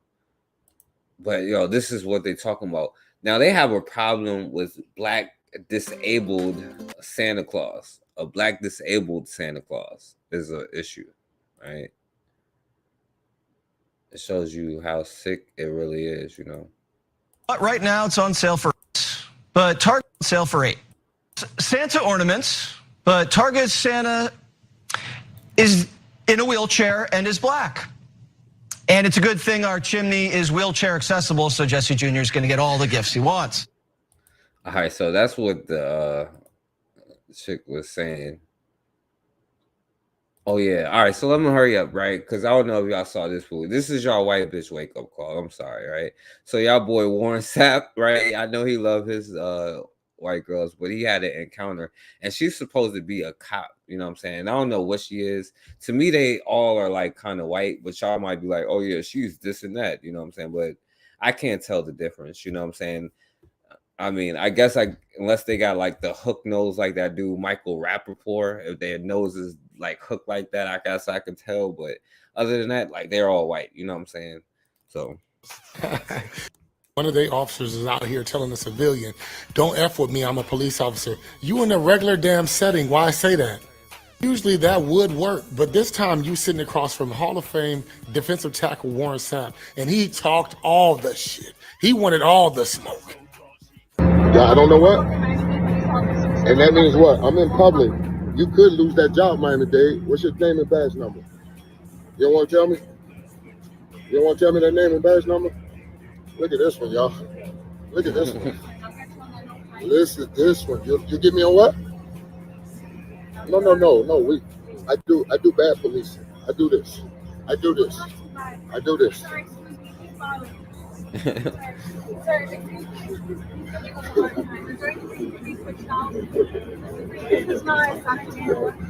What's going on? Okay. Sister talking about some what's going on. I'm sorry, I had to play that because he's one of them, right, who makes excuses for them. But then at the same time, like when they turn into who they really are, you know what I'm saying? Like, I don't know. Y'all gonna have to get y'all a wake up call, right? You know why? Because stuff like this, check this brother out here. You know what I'm saying? I know some of y'all now. Listen to this old white bitch who she didn't call the police on this brother and everything. But this is how we look as black men. That's why, like, even when the first rifleman, like, and all of these brothers, y'all make us look so. I know Bakari tried to individualize himself, but like, y'all make black men look so damn weak, bro. Like, yo, not you, Bakari. I'm saying like brothers like first rifleman and on the other side of that too, you know what I'm saying? That clone behavior. It's time that you wake up, you know what I'm saying? Get that whatever it is out your heart that you cannot pull. It's like the end of Get Out where he couldn't choke the white girl to death, you know what I'm saying? Just finish the job, you know. Listen to this brother though. Cracking, baby. Okay, last night. Can you turn those lights off? Which ones? The ones that are keeping me awake at night? Which ones? Attorney, I mean, the rope lights aren't keeping you awake. What? The rope lights, are they keeping you awake? Yeah, I don't mind it. Keep them on till, 10 o'clock. Attorney, we went through this before, sweetheart. What? We went through this before. With the rope lights, they're not in your window. What? The rope lights are not in your window. Yo, because the sad part is, like, in reality, this 80-year-old old white bitch, let's be real, this old white bitch, because y'all got to start being desensitized, you know what I'm saying? The Shyster told you, this female host, as Raw would put it, right? And she's exhibiting power and force and control over this 30 to 40-year-old black man who is, you know what I'm saying? And it just looks disgusting, like, you know what I'm saying? And I agree, you know what I'm saying? Like, Bakar, you can run from this brother because you was a black man like the rest of us, you know what I'm saying? So you in the group, my brother, you judge the same way. Yo, Ed, brother, by the way, Bakar, I still want to talk about Jack Johnson. It ain't got to be no other stuff like about boxing and then like, because he was the first passport bro. Like, he was one of the first passport bros. Like, it's crazy, but anyway. Window. Honey, I have to put pillows over my windows so I can sleep. With those rope lights on, Johnny? Yeah. The cops came and they looked at the rope lights. They said that. No, first rifleman. It's not it's the black people that don't. It's the black people that is cowards. You know what I'm saying? That. You know what I'm saying, go out the way to make themselves look like imbeciles, that you might as well put on the blackface and like those the ones that I'm scared of, you know what I'm saying? Because I'm like, how can we ever do this if so many of us is so weak? You know what I'm saying? Especially as black men, you got so many black men saying so much coon stuff is unbelievable, and a lot of it is just for money. That's the thing that scares me, that we'll never wake up, because as black men, like, we don't know how pitiful we look. You know what I'm saying? That's what scares me. The white validation for us is the highest form of currency. That's what scares me. Like, being validated by people that don't even like you, to the point where we'll continue to perpetuate the same kind of cycles where we producing these self-hating, you know what I'm saying, clones all the time, over and over and over. That's the thing that scares me. You know what I'm saying? So, And not shining in your window. But I'll do you this. I will turn them off at 10 o'clock for you. Okay?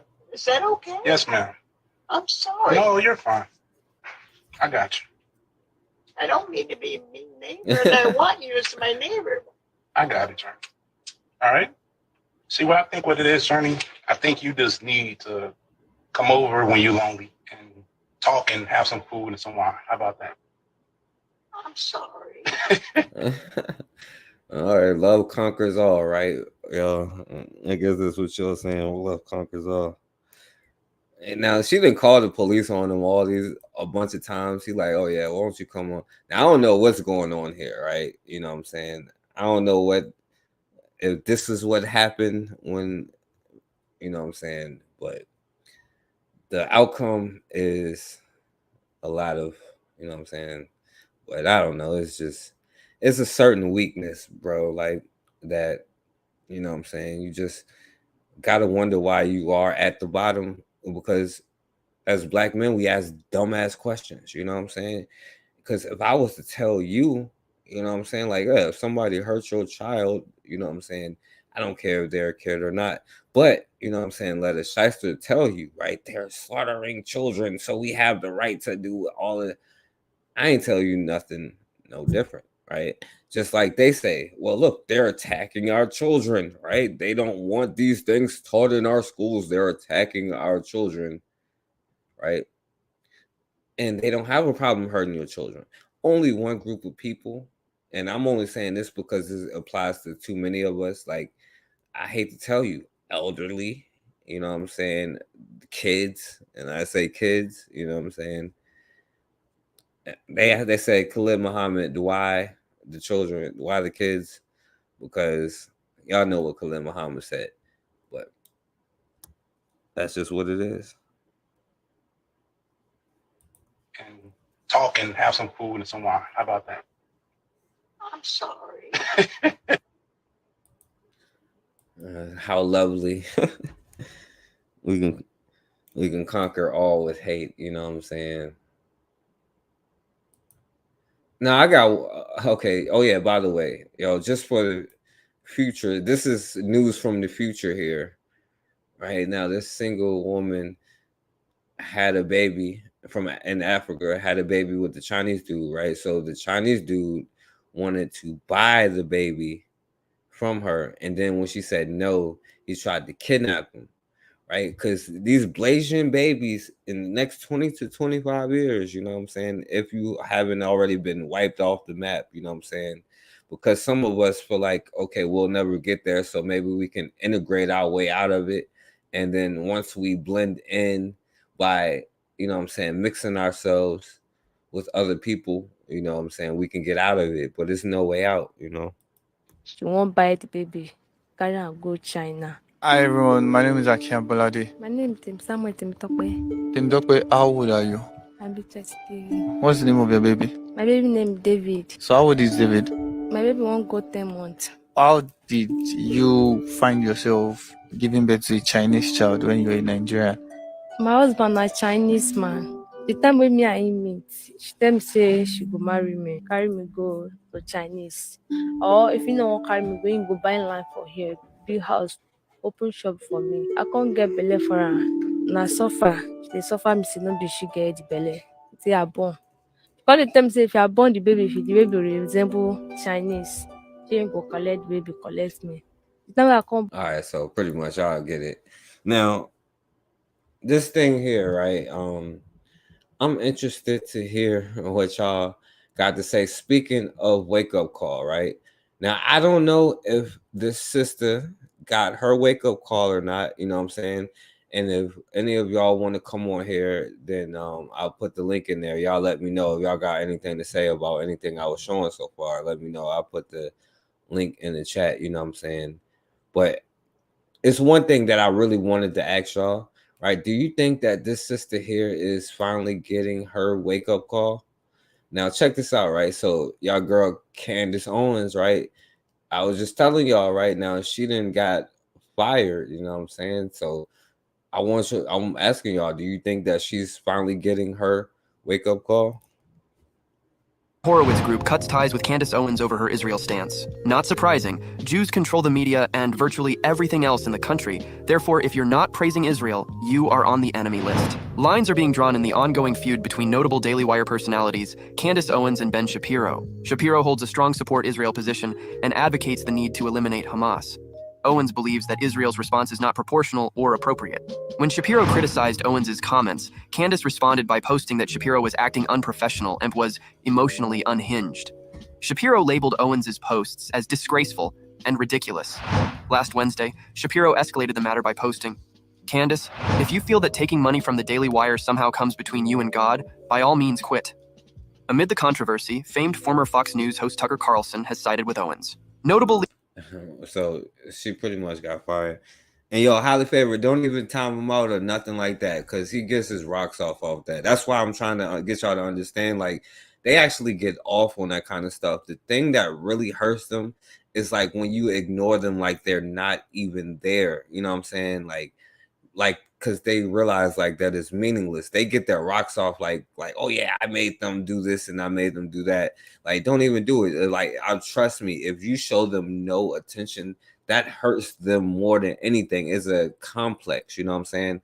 And then those who imitate them, they have the same kind of thing. You know what I'm saying? Like, so trust me, like the best way to ever deal with any troll is to ignore them, not even giving them attention, like, because it's meaningless. It really is. Like, it means nothing what they say. Like, it doesn't make me mad, sad, happy, because it's so insignificant.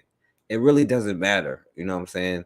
That's why a lot of white people that used to try to troll me, like, it didn't do a good job. They'll get their feelings hurt before they hurt my feelings. You know what I'm saying? Like, ask Bakari, like, he's seen it. Like, the last troll that I had coming in here, he got his feelings hurt and said, "Oh, you guys are so mean," and all this nonsense. Trust me, you know what I'm saying? Like, just ignore the trolls. You know what I'm saying? They're going to get their wake-up call. It was a story in Liberia. The Chinese men have been with African women in order to. That's what I'm trying to say.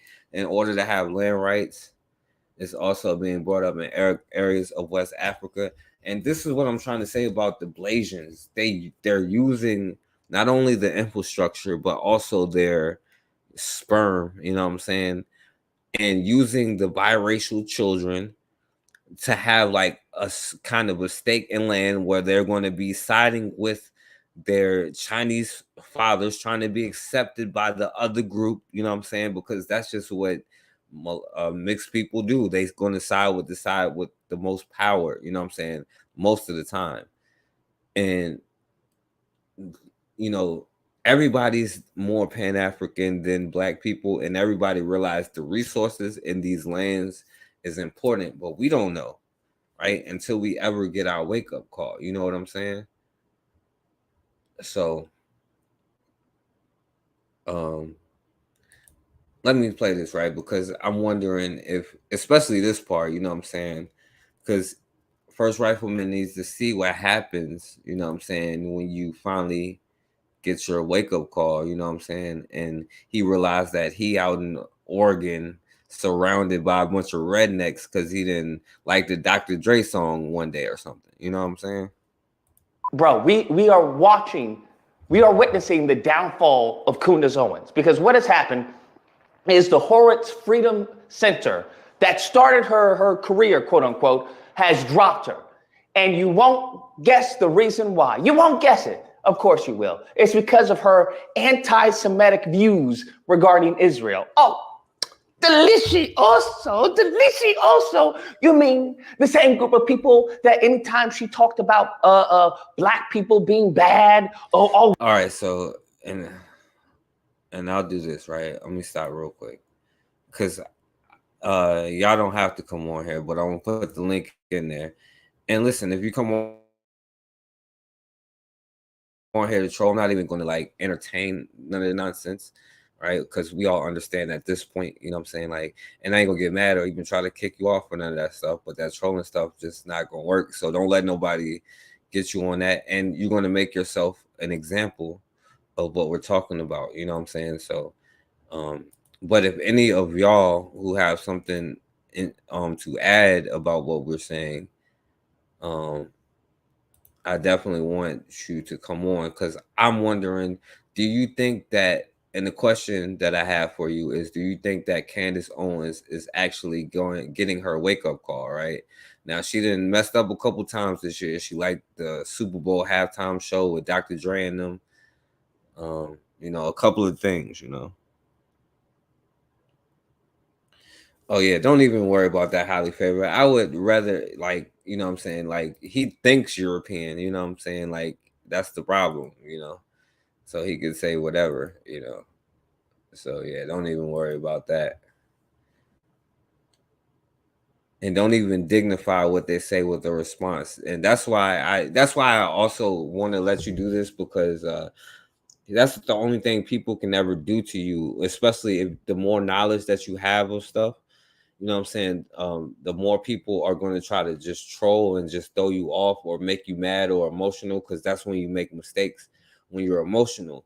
So we have to learn how to deal with that. Like, I even started this, you know what I'm saying? One of the goals was to cut down all of the talking points. Like, one of the major ones, oh, the black person was this, the black person was that. You know what I'm saying? Now, okay, so he came on here. I can make a good example, you know what I'm saying, here. What up, First Rifleman? How you doing, Forecast? I just want to make an appeal to you. I am not a troll. I actually like to have conversations with you, but the last few times you just don't want to let me on because you think I'm going to come on here and start name calling and stuff like that. No. Sometimes I don't put the link in early so I can show everything I want to show, because we always get thrown off. So I do it at the end. But go ahead. Well, I mean, a couple of times I hit the link and you ain't want to let me on first, which is cool. It's your show, you know. I'm not beefing about that, but I just think this place becomes an echo chamber, because, like I said, I watch your stuff. I lurk. Sometimes I don't comment. I just watch, and you know, you have some pretty informative stuff. Some of it I agree with, some of it I don't. But I at least consider what you say. But me, y'all just be like, you're the coonest of the coon, and you hate your people, blah blah. But if I hated my people, why would I come here? You know what I'm saying? Like, that's a weird thing to me. Y'all think I like don't like black people and I'm all Mr. Pro white people, Mr. Coon, but like if I was all that, I'd be not in black spaces. So it's kind of weird to me for people to say that about me. Well, I mean, that's not weird, because of course that's what, bro, like you know, like not all people that come to these spaces are like black people who are pro. It's trolls and everything, bro. That's number one. And then, of course, other people come in to listen to hear what you're talking about. And then when you say stuff like what you said, the highly favored, that's like troll comments. And then you just say like the last time, you're like, why don't you go back to Africa? Like, bro, like people have been saying that like listen to a James Baldwin speech and that's your answer. How about that? You know, the stuff that been debunked since like 1950. You said that's troll stuff that get regurgitated. I know where your talking points come from because I listen to probably all the stuff that you listen to. Well, I'm not trying to troll. I'm seriously not trying to troll. Now, they say mean stuff all the time, and the thing about it is, like, if people go back and forth and say mean stuff, let them do it, but don't, like, pick a side and like, oh, you're a troll. Now, if I literally just came in here and just started calling all types of names and saying this and saying that, okay, yeah, you could be like, you're a troll, but it's like, we willingly both, like, me, highly favored, and sorry, I forgot her name. Your other female moderator. They willingly go back and forth. So it's not like they're just sitting there being nice ladies and I'm just coming in, just calling them names and messing with them. That's not the narrative. That's a lie. So that's what I'm saying. Like, don't act like they're like innocent actors in this too. Like they're they're engaging in a little bit of the effery too. So that's all I'm saying. Like, so I don't want the narrative just to be I come here and try to troll and especially mess with the women, and you know I don't like black people. So I think that's put upon me so you don't actually have to have somebody come in with a difference of opinion or whatever, because mostly all y'all agree with on like everything. They just let you talk and they just agree with you. It's like it's a circle jerk, and so which is fine. This is your platform, but I just don't want anybody to come and say this is an actual, like there's an actual debate and conversation actually happening. You're just putting your narrative out there, which is fine. That's your right. Yeah, I mean, and you know what, and I wouldn't debate about whether somebody deserved to live or die, but and the thing is, right, and yeah, to anything to disrupt, but that's the whole point. And I know, see, even the stuff that you're saying now, and I'm only saying this because I understand, like, when you be like, oh yeah, this is the circle jerk and all this other nonsense, it's designed to be like little slight stuff to get me like, oh, it's not this and not that to get me defensive. You know what? I do pick their side, you know what I'm saying? And I do call you a troll because I just explained how you use played out talking points that's been regurgitated over and over and over. And yeah, we do know a troll when we see it. And I mean, it's just the honest truth about what you're saying, because like you even be wrong about the stuff like every time you come on here. And my thing is, what I'm saying to them is like, don't even interact with that. And I don't block you or nothing like that. And you could say like, oh yeah, I don't let people disagree, but it don't really matter. Why should I? I could or I can't if I don't want to, is whatever I want to do. I get to make whatever rules I want to. See, we don't have that kind of self-esteem for ourselves that we can realize that. So it don't really bother me or nothing like that. But like my point is, I want them to realize to not get triggered by anything you say. Like when you say the little troll stuff like that, I want them to realize, oh yeah, I'm not gonna get emotional by what you say. I'm gonna just ignore it because I know like it's like ignorant and not true, you know what I'm saying, or something like that, you know. So that's my point. I would say like when people come and do that to you, you know what I'm saying, like now it's easy for me to like debunk the stuff that you're saying because like that's how I know like you're trolling. Like Pete, like it would be one thing if it wasn't like on like the Donahue show in the 90s or something like that, where they haven't been the same talking point for like 7 years, you know what I'm saying? But that's the whole problem. So go ahead. I mean, we see that's where the devil's in the details. It depends on exactly what you're talking about, because you said talking about, which is fine. Like we're talking about some, or the subject you're talking about right now is different from what we're talking about right now. But the fact remains is that we've never actually sat down, talked about one subject, stayed on subject, and didn't argue, and then went through the details. We've talked about a subject, meleeed verbally back and forth, and then people were interjecting and all that. So there's never really been That's not true though. Well, okay, we all have our. I can give you an example. You remember when we were talking about because I remember the conversations we had. Because this goes back to what we're talking about today, right?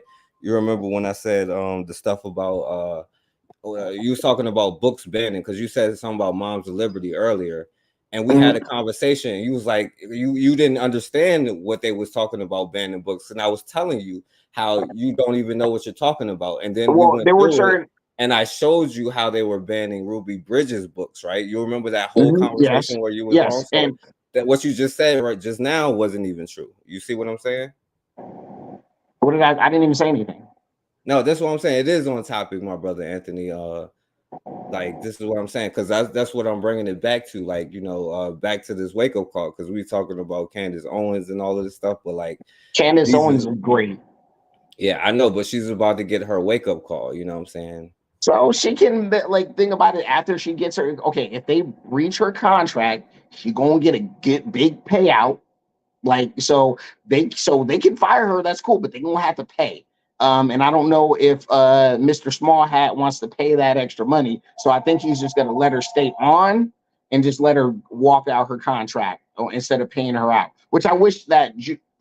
I wish that Small Hat would pay her out, because she deserves it, and she can open her own media empire, and we can actually have a real America First media outlet that, you know, all these, like a lot of conservatives like myself got a wake up call where we found out that I'm America First. I believe in America First, and all these people are Israel first. even though we kind of already knew that, but even people that were on the record, like, we need to close the borders, you know, we need blah, blah, blah. I was like, yeah. And they were just like, but Israel first. So I got my nigga wake up call to a certain extent politically, but you know, it is what it is. But Candace Owens has been consistent. She is Black Americans first, or America first, which is pro-Black America. So, you know, we need to be, you should be on her side. Oh, well, she's doing a great job scamming them people. You know what I'm saying? And she is doing a great job scamming them people. Scamming who? Oh, like how she got her whole lifestyle. She got that. I ain't gonna get into that personal stuff, but like, okay, well, yeah, I know her beginning. I know her beginnings, but go ahead. Yeah. Yeah. We just disagree. We'll just disagree on that point. Yeah, I know. Well, a lot of y'all disagree. You know what I'm saying? But like you said, She's an American hero. What she's about to do is sue them fools. You know what I'm saying? Because she put herself in a position like a grifter does. You know what I'm saying? Like where she was getting paid, she got all of this stuff. Like you go back and listen to her first videos where she was like just some lame Black girl. You know what I'm saying? And then like, hey, I'm coming out as a conservative. Yeah. Yeah, I mean, she started out as a liberal, just like you know that, right? No, I'm not a liberal though. I'm not like a Democrat though. You know what I'm saying? That's the thing. Okay, if somebody put a gun to your head and they said vote Trump or Biden, I'd be like, shoot me, son. Come on, no, you have to choose one. I wouldn't choose neither one of them, but like I wouldn't choose Joe Biden. I would put it this way, right? You know what I'm saying? Like I wouldn't choose either one of them. Like you said, you got your Republic, or you haven't got it all the way because you still call yourself a conservative. You know what I'm saying? But you realize that it's not true. Like they're lying to all of them. You know what I'm saying? Like now, I don't care about them like redneck white boys. You know what I'm saying? Like who they bought into the illusion of America. You know what I'm saying? And if they want to be slaves for the country, they can. You know what I'm saying? But of course, the politicians on both sides do the same thing because it's a part of the same thing. But that's another conversation that we had because you was like, no, the Republicans don't do that. I said, you don't trade one plantation for the next plantation, which you had done. You know what I'm saying? It's I was trying to get the point across that I'm really more of an issues-based voters, even though yes, I lean right. But I'm more like if a Democrat came out and said, you know, we're gonna do nationwide, you know, Second Amendment, you know, like we're gonna, you know, stop the gun grabbing, I will vote for that person. I don't care if they're bleeding heart Democrat. If they're speaking to issues that I deem very important to myself, I will vote for them. So I'm not really stuck in the right-left dichotomy like that. But it's just that, you know. Well, you kind of are because you're the first person to bring up liberal or any of that nonsense that. Well, yeah. Well, yeah. But nobody said anything about that though. Well, but that does matter. And plus, we're naturally conservative. That's what people be saying we are, even though I don't really believe it. I think we're more socialist and Marxist because of what's gone on in our culture for the last 50, 60 years. But that's a conversation for another time. But, you know, it is what it is. I'll vote for. But no, I'm saying like we never even was talking about left or right. It's all the same thing. You know what I'm saying? Yes, there's a uniparty, but there's still nuance. Yeah. Okay. Yeah. Not for you. It ain't. That's what you don't understand. I just literally just said there's a uniparty. You know what a uniparty is? Yeah. What you said, but there's nuance, and I'm saying not for you. There's not. Yes, sir. Yes, there is. Yeah. Not for you. It's not. Okay. I don't blindly support. Like, I hate the Republican Party. I'm really just like pro-Trump at this point because he's pro-America first. So I'm not even like 100% on board with the Republican Party. Like, they suck.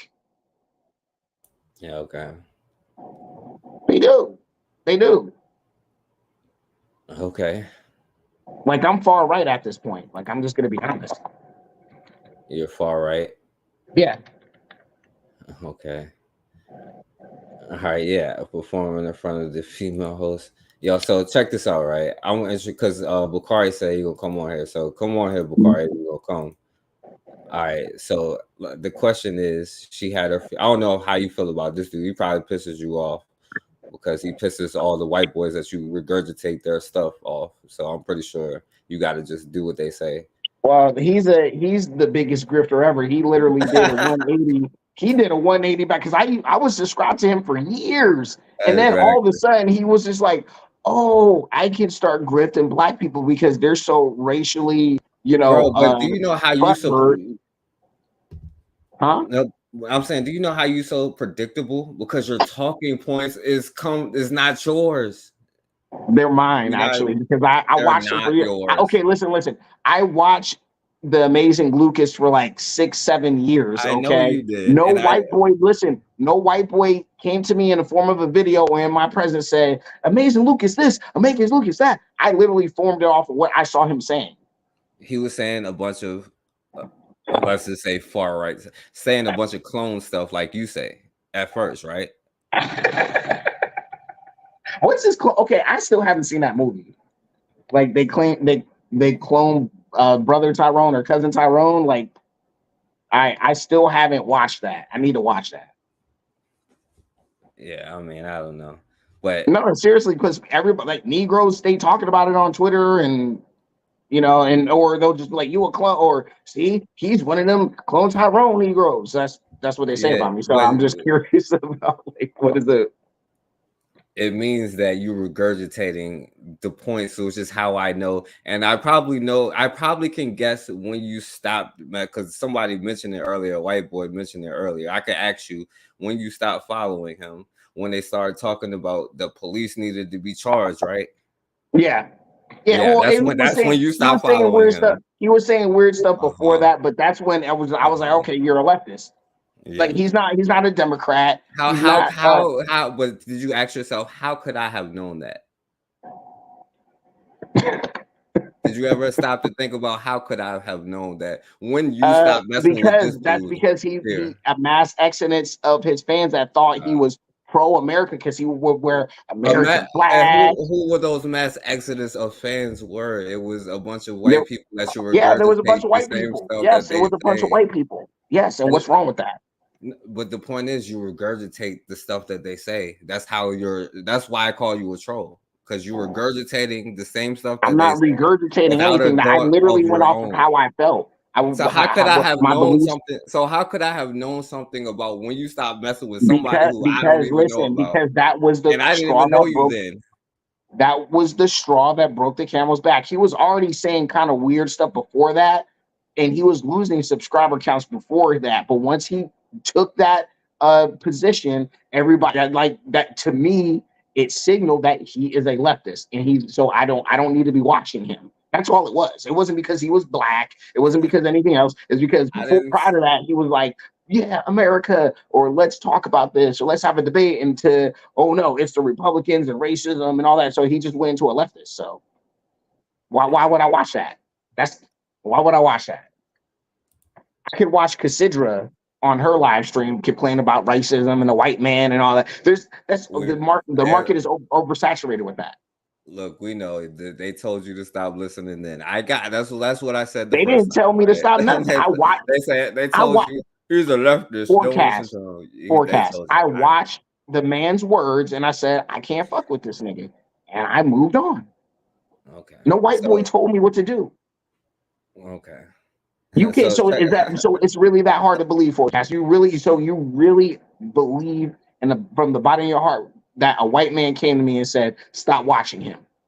No, what I said was your talking points. But yo, check this out, right?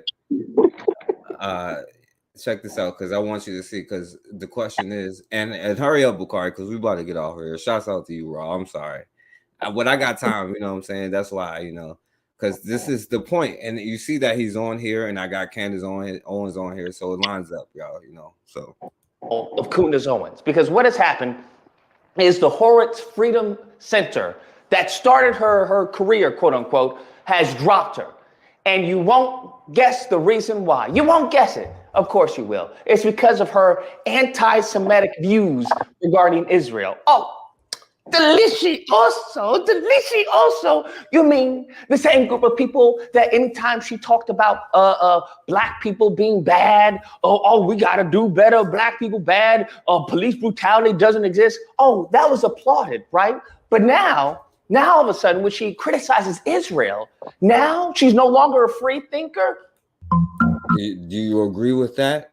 That she's, because I know that it fits in, so you can agree with her about the Israel thing because the people that you follow, that you like, you know what I'm saying, your bosses, they agree with her about the Israel thing. So you agree with the Israel thing too, right?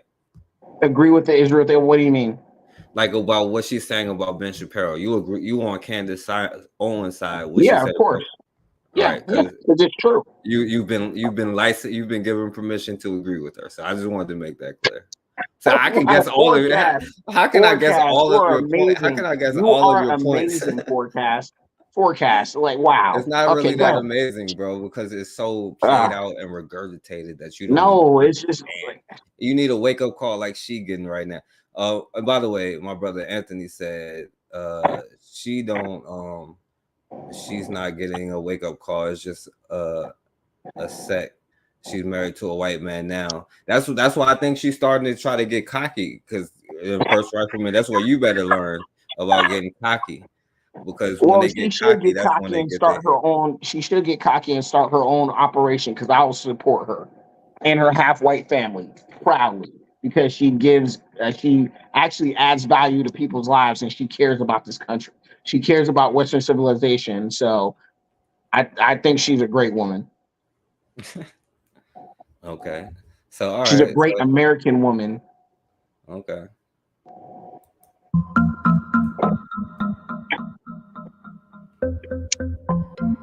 No, that's the same thing. All right, so she's talking about the same thing black people say. You'll see. So what do you make of the Holocaust survivors and the Jewish people in New York City that are protesting on behalf of Palestine?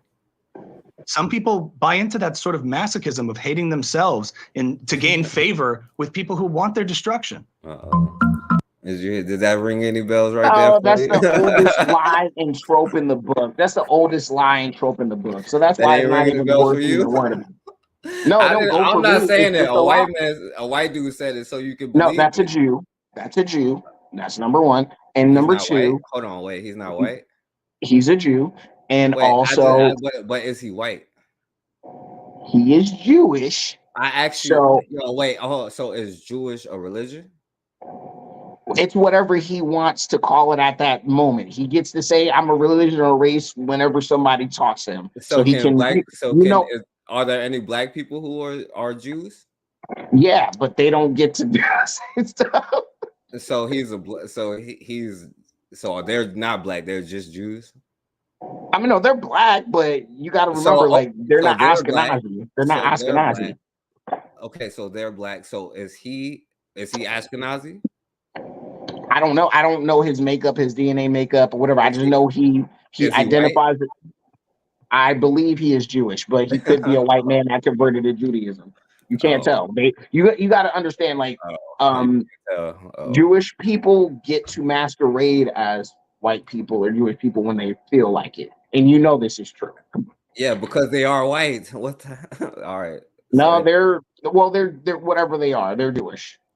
All right. So he's calling out the Jewish sellouts. You know what I'm saying? This is not me saying it.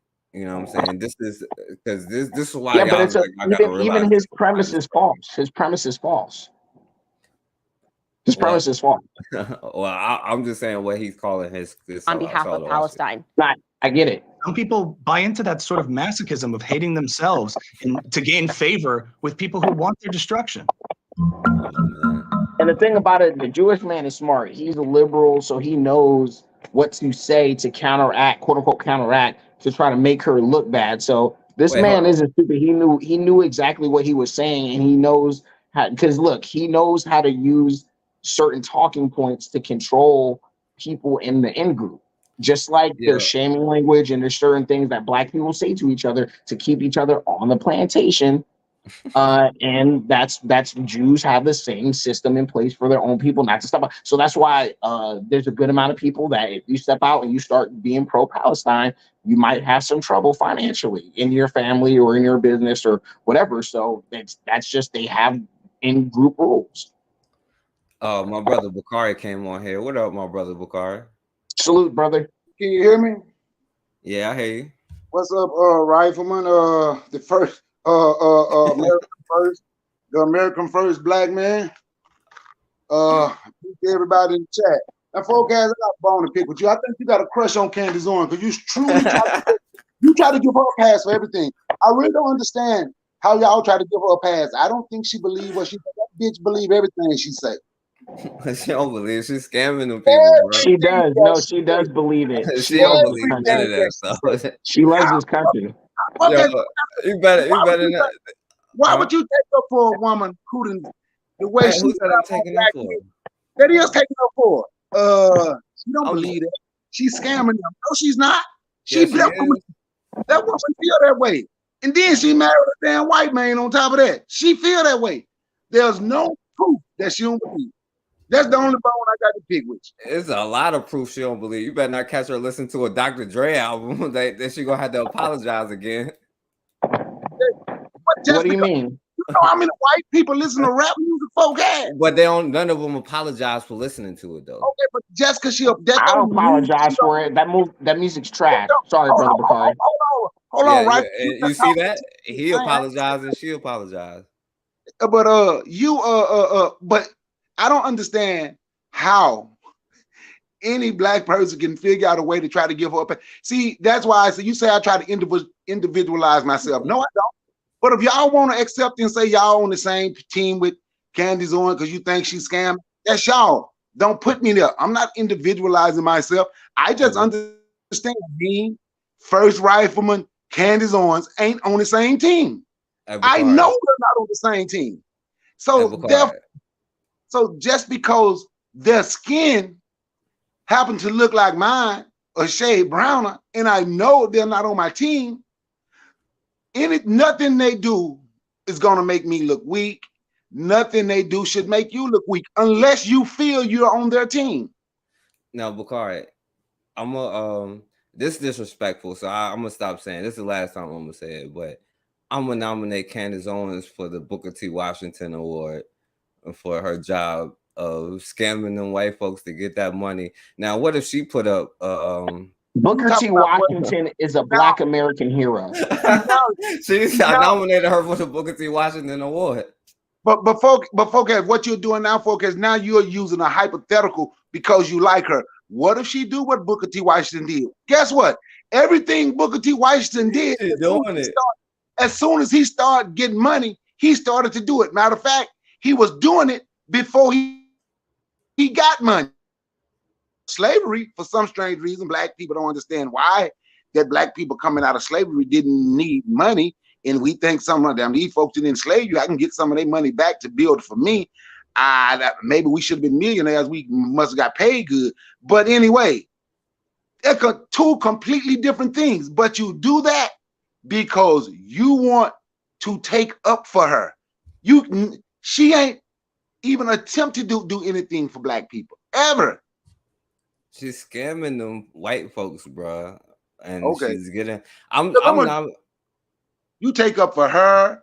You take up for O.J. Simpson. You take up. Yo, the glove did not fit, Bakari. What are you talking? I ain't taking up for him. I'm just saying the glove didn't fit. That's all I'm saying. It didn't fit. I'm just saying, bro. Y'all try to think of a way to give a coon a pass. I don't care if the glove fit or not. See, some things we just got to let go. Just let it go. I'm just saying. But like I heard you, when I'm not individualizing myself. See, nothing First Rifleman say can make me look bad as a black man because we don't think the same. We ain't on the same team. I'm not America first. So there's nothing he can do that. And I don't care how other people, because I know what people say, well, everybody gonna see him as a black man. I don't give a damn how everybody see him. How about how I see myself? How about how we see ourselves? We don't have to move according to how other people think about us.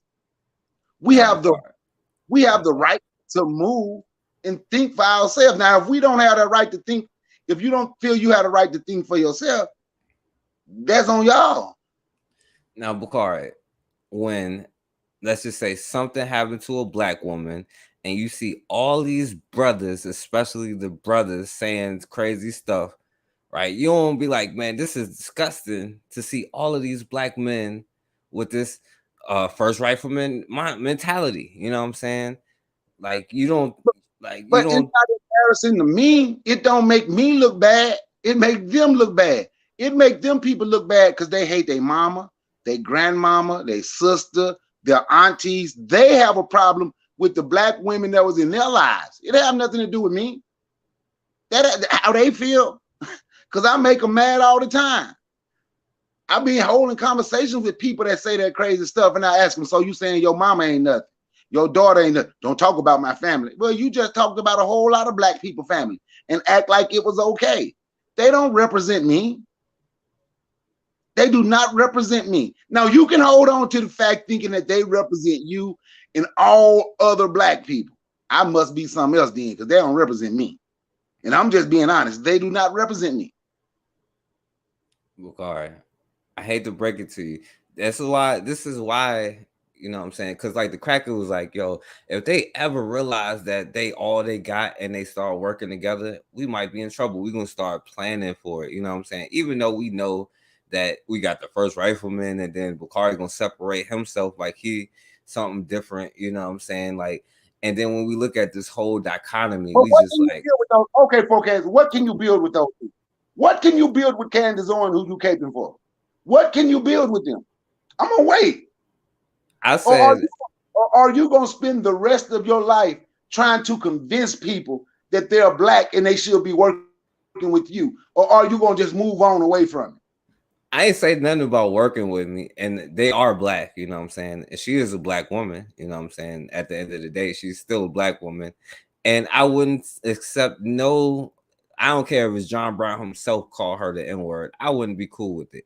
Now, if something happened to her, you know what? But still, the other white person who always get off the hook, you know what I'm saying? You like, this is where you kind of got something in common with First Rifleman. Y'all would let the white person off the hook sometimes. Like, you wouldn't do it as much as First Rifleman, but because he do it every time, you know what I'm saying? But there are times, Bakari, where you let your First Rifleman come out, you know what I'm saying?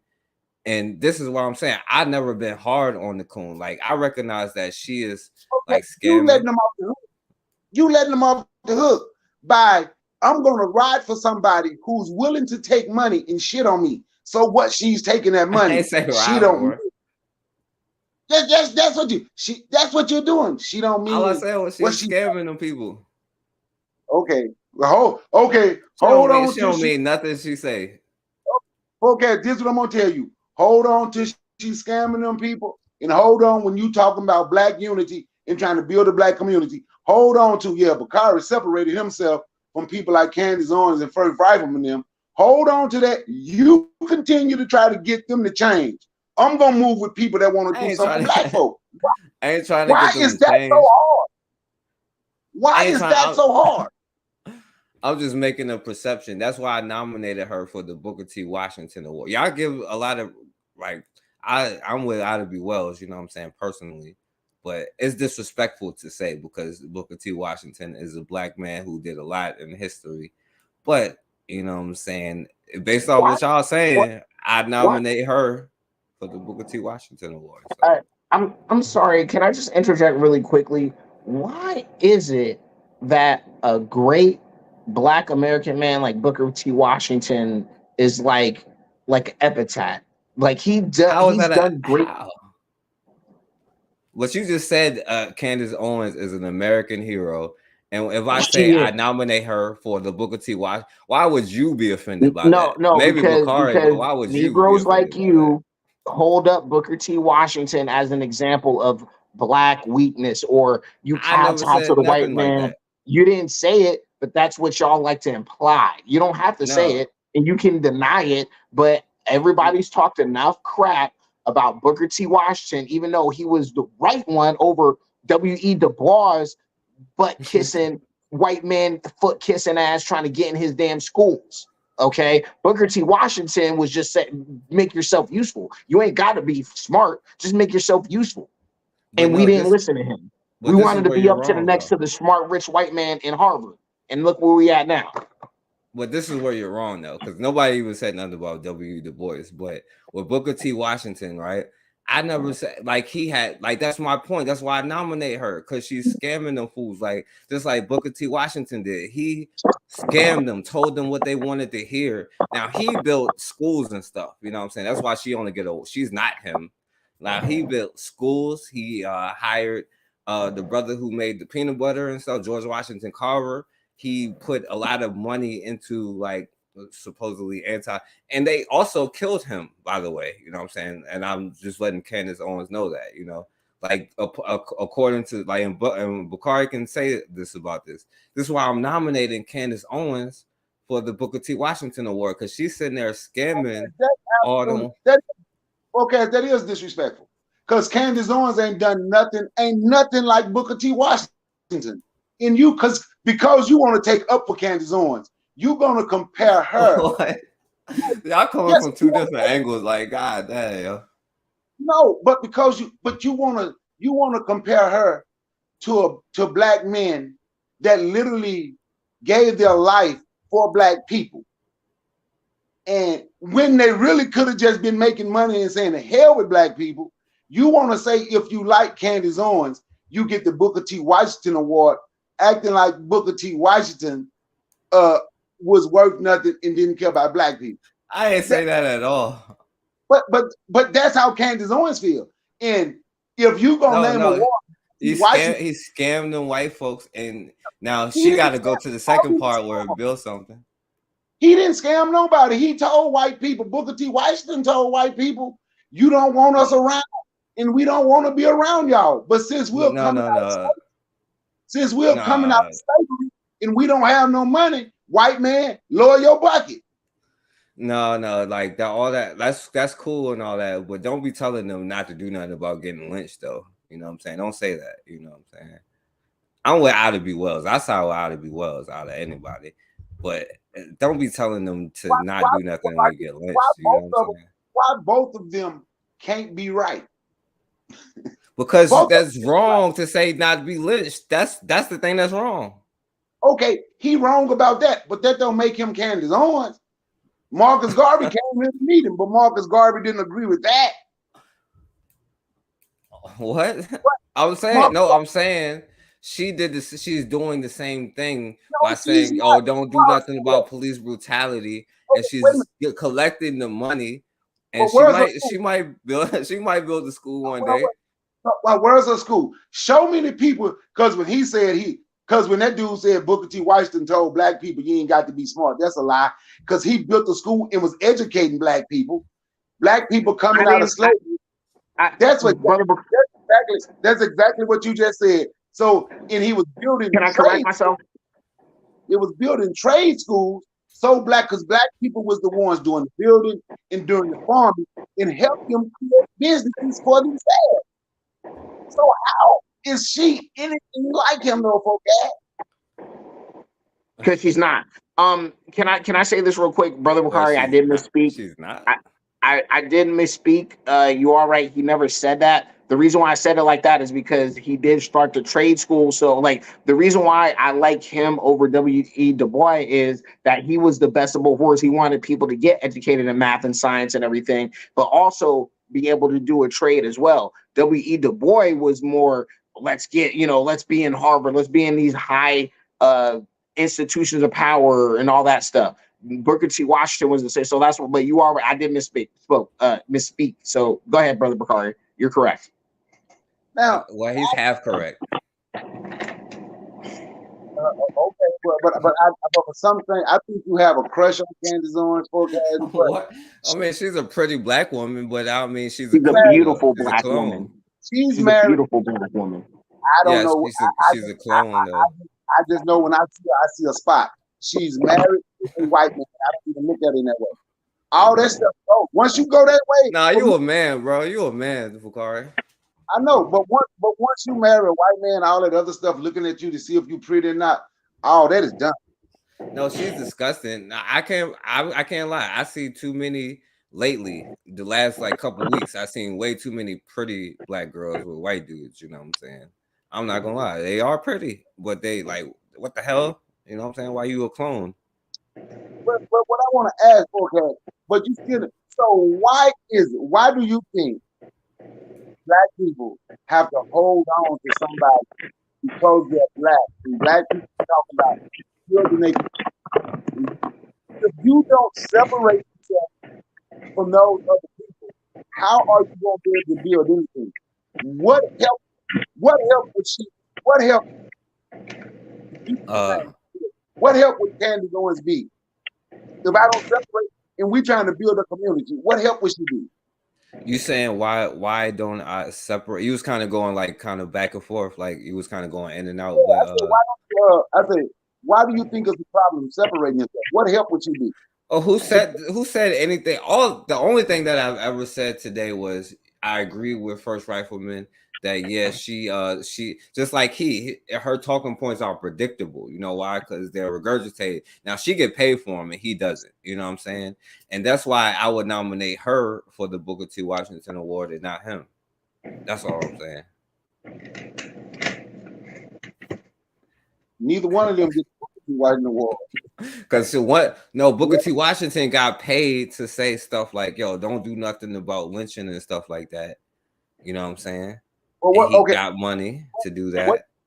What did he do with the money? He built black institutions. Oh. And how you know what you know? You don't know what Candace Owens doing? I know what you doing, though. I know what you doing though.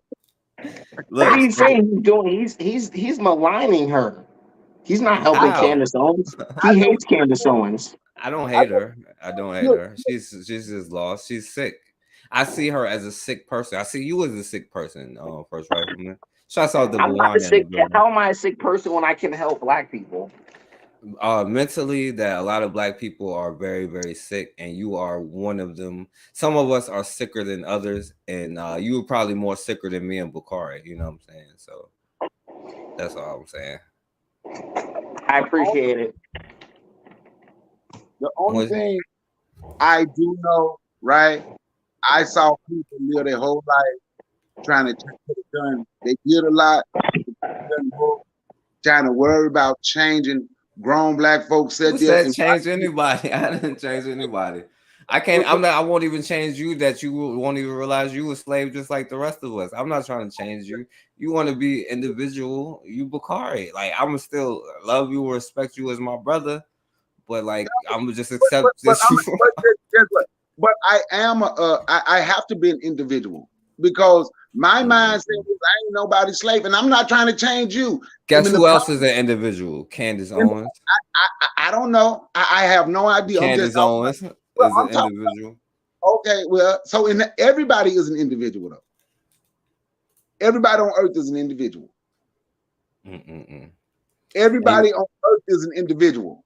No, every black person is an individual. That's why we're in the situation.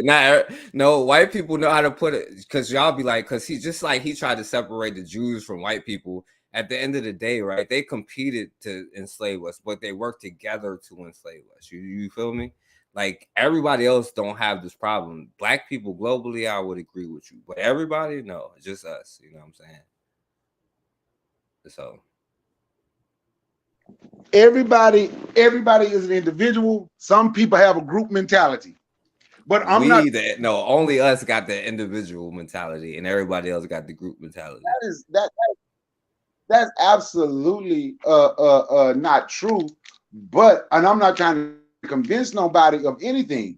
But when you say I'm an individual, I hang with groups of people and do with groups of people that think more like me. I'm not a slave. I'm not telling you that you're not. And me and the people, when we go do business, you can't do nothing with a slave mind. I'm a slave. We ain't nowhere. I'm just a slave. You can't do shit. That's why we stay stagnant because we still stuck. We don't know how to switch our mind to being free. Everything you do start in your mind. And what start in your mind is you're a slave. What started in your mind is going on mean nothing that she's saying, and I have separated. She don't like somebody like Sheriff David Clark. He mean it. That's how you can know. Like, look at them too. He mean that. Like when he look at the mirror, he be like, "You N-word son of a B." But he the one with a black wife. Yeah, Ben Carson got a black wife too. I think So now the woman that married a white man, as much as you talk about mulatto, the woman that married a white man, somehow Her baby ain't black still. I don't blame them. I blame the parents like Candace Owens. the woman that has married a white man, much as you talk about mulattoes, the woman that married a white man, you can figure out a way to say she don't mean what she's saying while she laying down in the bed with the people you say your master. No, like, you know how I can show you how she don't mean what she say, because First Riflemen do the same thing. They regurgitating talking points. Now she's trying to get ahead of the talking points so she can make money off of it. And like, watch, I can prove it to you right now. Now, Bakari, you see the thing with the brother, because you reminded me, the brother was Kunta Kinte, you know what I'm saying? Toby, not Toby, you know what I'm saying? You see the thing I showed earlier with the dude from Reading Rainbow? Yeah, but I don't remember. He was mad at LeVar Burton is a big man. He threatened to beat up some white women, like a big, strong man. Like, what a bitch. Now, Bakari, what do you think Candace Owens would say? You think she would say the exact same thing word for word that First Rifleman just said? I really don't. Like, people told me the Jews, whatever, somebody got mad with. I don't listen to those people no more. I don't think people listen to me when I tell you this. For the most part, I really turn social media off. I don't listen to folks that I know I wouldn't deal with, that I know I would not. So she probably would, but for the most part, I took them off and erased all that shit out of my memory. Now, no, but my point is though, Bakari, right? This is how you know that she don't mean what she's saying.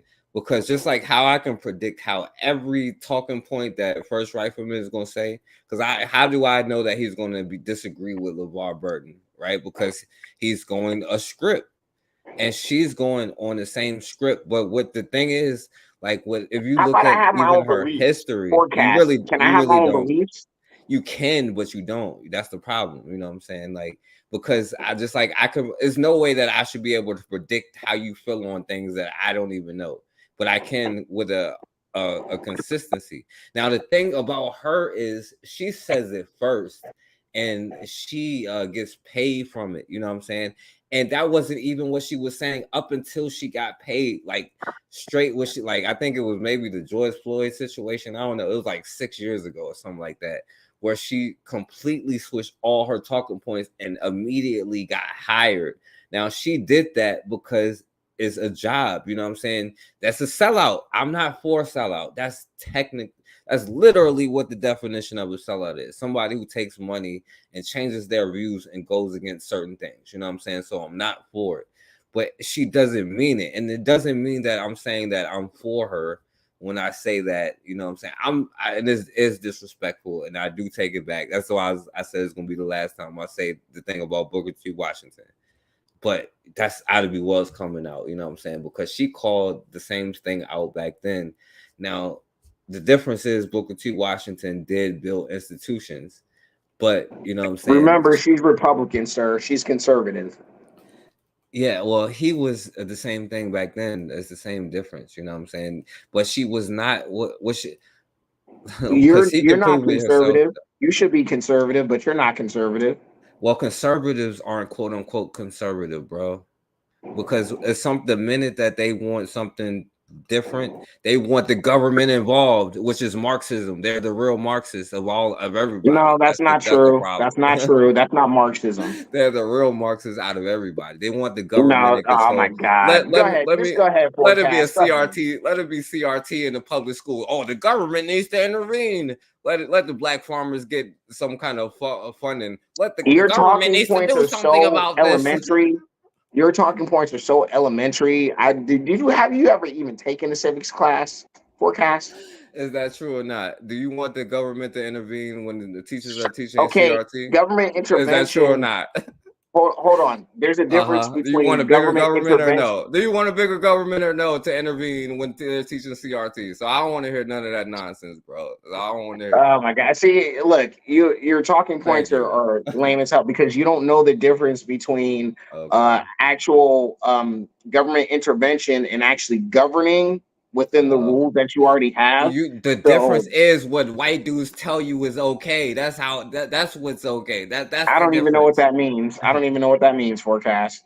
It means the talking points that you're regurgitating it has to I'm be not okay regurgitating first. a talking point. Then I've actually gone and read things, researched, listened to different points of view on different, and I came up to my own conclusion. I didn't just sit down in front of YouTube and see a white boy talking at me. It was like, get some So you did all of Come this on, research, man. and I can predict what you will feel on subjects, bro. On every single one of them too. Because Like, you know how is I'm that? conservative, but you haven't asked 'Cause me it's- every subject. Okay. Well, anyway, like I was saying, Bukhari, do you see what I'm saying? How it's easy to predict what they're saying because now First Rifleman is following a script. Candace Owens is getting paid from that script. Now, First Rifleman was smart and he would got paid for it because you can. But what he would have to do would be a black conservative that goes after other black people, especially like this dude, the Amazing Lucas. If he goes after I already Amazing go Lucas, after he would black get people. paid. He would be able to scam. He would be. I know you do. But what I'm saying is, wait, she learned how to monetize it. You know what I'm saying? You didn't, and that's why you're a follower, and she's not. You know what I'm saying? She's on the higher totem pole of the coon thing than you are. You know what I'm saying? But it's like, see, if you was to make a page to go after the Amazing Lucas, you would be. So able you're to saying scam I'm them the too. ground level coon? Well, I don't know. Well, yeah, I guess you're kind of ground level, but I don't know. I don't know the whole hierarchy or like how coons go, but I know you're not on her level because she learned how to monetize it, and you didn't yet. Because, like I said, if you learn how to go after the black people like Amazing Lucas or somebody like that, or any black person, you can scam the hell out of them too and make a whole lot of money. You know what I'm saying? Whether you mean it or not. That's how I know Candace Owens doesn't mean what she says, you know, because she just says certain things because Do you think that's I what her believe what I audience wants say? to want to hear. Not half the time, no, but because you'd be trolling. But sometimes I do Half the think you time, mean no. it. So what don't I believe that I say I believe? I'm curious. When you try to take shots at people, you know what I'm saying, on the individual thing, I don't think you believe that. I think you try to get a rise out of people. I think that certain talking points that like the things that I can predict you're gonna say, I think you believe because you drunk the Kool-Aid, you know what I'm saying? It's kind of easy to know that, you know what I'm saying? But anyway, Okay, if you say so. Bakar, you see what I'm saying now? You see? I hear you, Forecast, but that's just something you don't agree on. I ain't trying to change how you feel about Candace Owens. I'm not trying to change how you feel about Candace Owens. Yo, Bakari, we got to do the joint on Jack Johnson because he was the first passport, bro, son. He gave Man, can't you just leave brothers alone, man? That's trying to just find something better in their life. Y'all weak as hell. Bakari may think he an individual, but he is not, and he is mistaken. No, we're That's not why weak. we We're on the the strongest because we're getting the hell out of here and we're leaving the husky hyenas behind. Weak as hell because why would a man have to flee something instead of making his own? Nobody's and trying to fleeing chase anywhere. women? Why are you who even using that say- word fleeing? You said we just got out of here to go get something else, bro, because we can't do whatever, bro. Like that's because weak there's as hell. and plus And passport, nowhere bro, on the earth that you passport, can bro, go isn't into your just business. about getting some coochie in a poor Nowhere. country. It's more than that. No, I know because we don't have structures to make sure that women are protected. They have to go to welfare from because you like to talk about welfare. They have to go to the government for that kind of stuff. We don't have no kind of system where we can take care of our sisters I got like that. a homeboy live in South America right now. Had one live in Thailand. I had people in the barber shop, dude bragging on them damn Thai women. That's all them passports. They going over there buying white prostitutes. They going to Costa Rica. They going to Colombia. They want to touch anything that ain't black. It's one dude on damn YouTube do a Brother boxing. Bakari, come on, stop the talking points. I don't listen to him at all. He's married a Thai prostitute. And when he get ready to come back home, he sent her $600 a month to make sure she don't go back to work because he met her working. Man, them just some weak ass dudes. Now, according to you, folk ass, you and them are the same.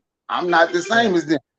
Yes, you are, because you don't have an infrastructure or a system or none That of that don't kind make of me, stuff as a that black don't make, man. that does not make me the same as somebody You in spending the money. same group as them, Bakari. Nothing No, you I'm can do not. about it. You a black man, Bakari. Sorry. Actually, actually, I must be something else. Cause now Oh yeah. Oh, I'm not black. I'm Dominican. I'm not black. I'm not black. I'm Bakari. I'm Speaking of whatever. OJ. I'm whatever joke anybody want to crack. If somebody gonna tell me I'm the same as somebody who's spending $500 to $1,000 on plane tickets to go somewhere and to purchase non-black prostitutes to come back and brag on how great a non-black prostitute is. You can't tell me I'm the same as those people. So why don't you have, why as a collective we don't have ish then if we ain't the same? Because we ain't building nothing as a group, Bakari. It ain't no such thing as an individual, Bakari. No society, no community, no neighborhood is one person. Okay. I got you. So you and those people Huh? You and those people are the same. I'm not the same. You, Candace Owens, First Rifleman, the Passport Bros, all y'all the same, I guess. I'm not the same as them. We all black, Bakari. We all African, right? Herschel Walker black too. I'm not the same. we all African though, right? Herschel Walker You black sound too. like a damn FBA, bro. Like, oh, I ain't the same as them. We different. Like, we the real black one. You FBA. You might well say FBA. Bakari, damn. At this point, if that's what you want to say, okay. I'm. You might well be like. You might well go listen to. Guess what? I'm not gonna argue with you about that either. I just know I'm not the same as somebody spending $500 to $1,000 to go somewhere and buy a non-black prostitute and brag on how great they are. Brother Bakari, you done took the Kool-Aid and like then this coon right here said that's an anecdotal example you're talking about, Brother Bakari. That's not every black man going to get non-black prostitutes. Okay, mute him because when he was talking, I ain't even probably listening when he's talking. But anyway, but anyway, if you feel y'all the same, that is okay.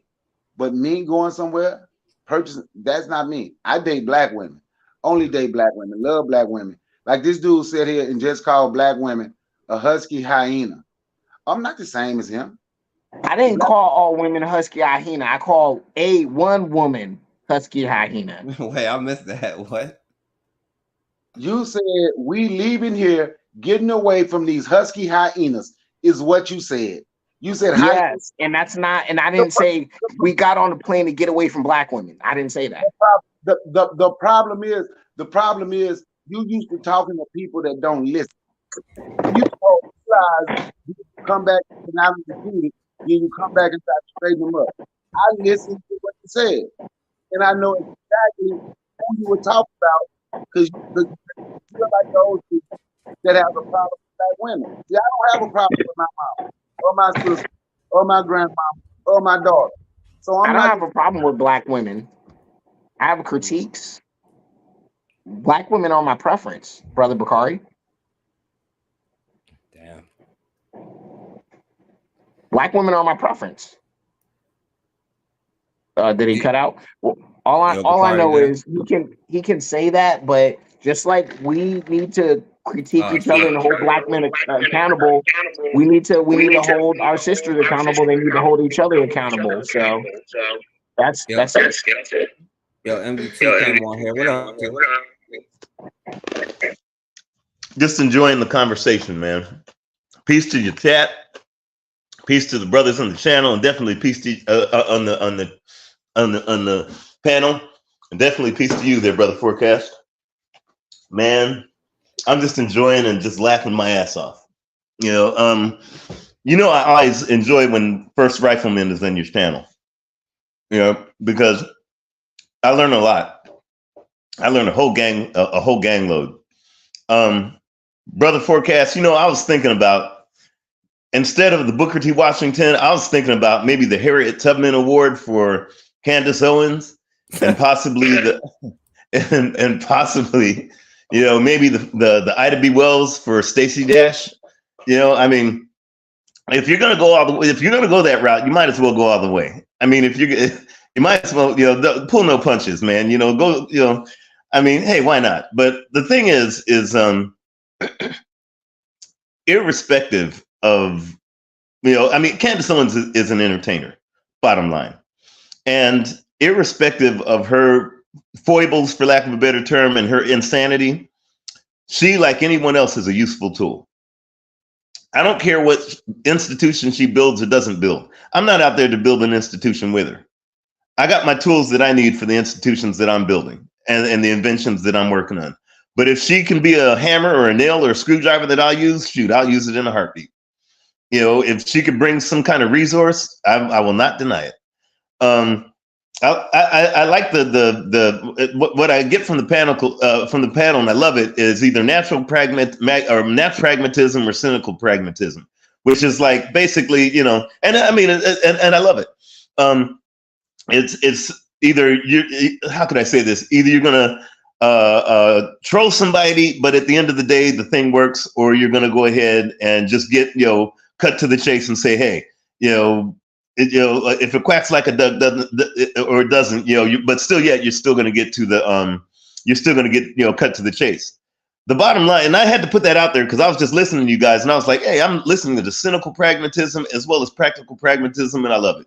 And the thing that I had to, like, you know, an American First Rifleman, I am totally anti-America Kikin. I want to see it destroyed. I want to see it crushed. I want to see, you know, because then why are you here? Why aren't you out there trying to destroy it? Why are you fucking here doing events? You're a pussy. You're a pussy. You're a pussy. Can I finish? Yeah, hold on. First, don't cut him off. Yeah, there's a statement that says God gave you one mouth and two ears so you can listen twice as much than you talk. So let me go ahead and finish what I'm about to say, and then I'll answer your question. And this is from 60 years of some wisdom that I'm still trying to learn. Thing is when I listen, I love the fact that if you have somebody that is pro quote unquote America Kikin, because someone who has definitely traveled the world, filled passports, been with presidents and everyone else, as well as building his own institution and been doing it, you know, and you know, doing whatever I can. The thing is I really enjoy your stance because it gives me a lot to learn in terms of this project called America Kaka, or what they called the peculiar institution back in the day. Now, to answer your question, I am doing everything I can to destroy it. Okay, I'm doing everything to de-dollarize. I'm doing everything to talk to their so-called enemies as well as their so-called friends. Yes, I had an encounter with Donald Trump way back in the 90s. And we both gave each other, you know, basically props and mutual respect at the time, even though we might have been on, you know, not political opposite sides on the fence, but it was a working gig. Bottom line is, I don't care. He's just as much as a useful tool and probably the best so-called employee of the month you guys call president that United Snakes has ever had. Actually, he was the best. And the only reason I say that is because it's for my project and my tool to destroy this flea market or this Walmart called United Snakes or United States or whatever you guys want to call it. You look at this as an ideological thing that you can hold on to. Cool deal. I like that. That gives me fuel and that gives me inspiration. It gives me lessons. Can I finish that? Because again, I have one mouth and two ears, and I've been using my two ears all night. So I'm just going to use my one mouth for 2 minutes more. Not even 2 minutes.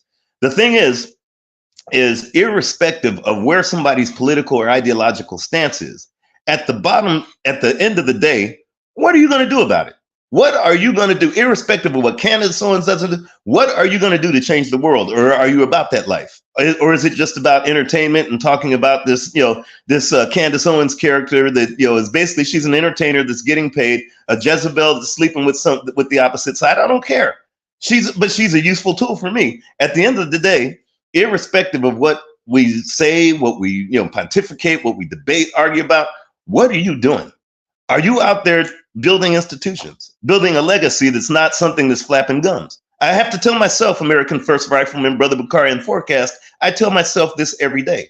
Am I just flapping my gums, or am I out there in the lab every day saying, I've got to build a legacy So therefore, irrespective of what I say, what I debate about, what I get on live stream, my legacy is going to go ahead 200 years from now, and it's going to change the world. Herbie Hancock used to tell me that all the time when every time I ran into him, he's like, man, you're going to change the world. You're going to change the world. Well, one day, hopefully, I don't care if you're a so-called conservative, or like Dr. Amos Wilson said, what do you have to conserve? And I'm still trying to figure that out. Or you're one of these misled, flat-foot, abortion-loving liberals. At the end of the day, other than flapping your gums, what are you doing? I'll pass the mic.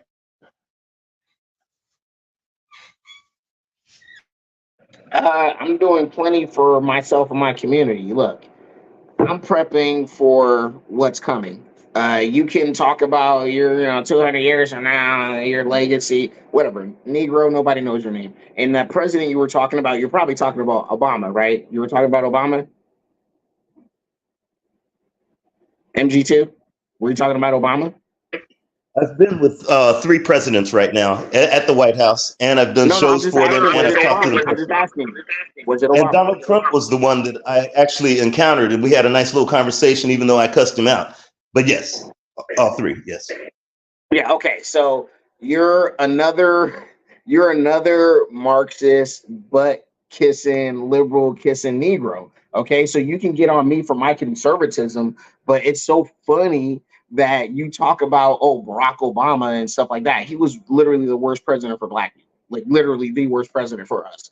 And you somehow find a way to even be on that dude's deep. Wait, worse than George Washington?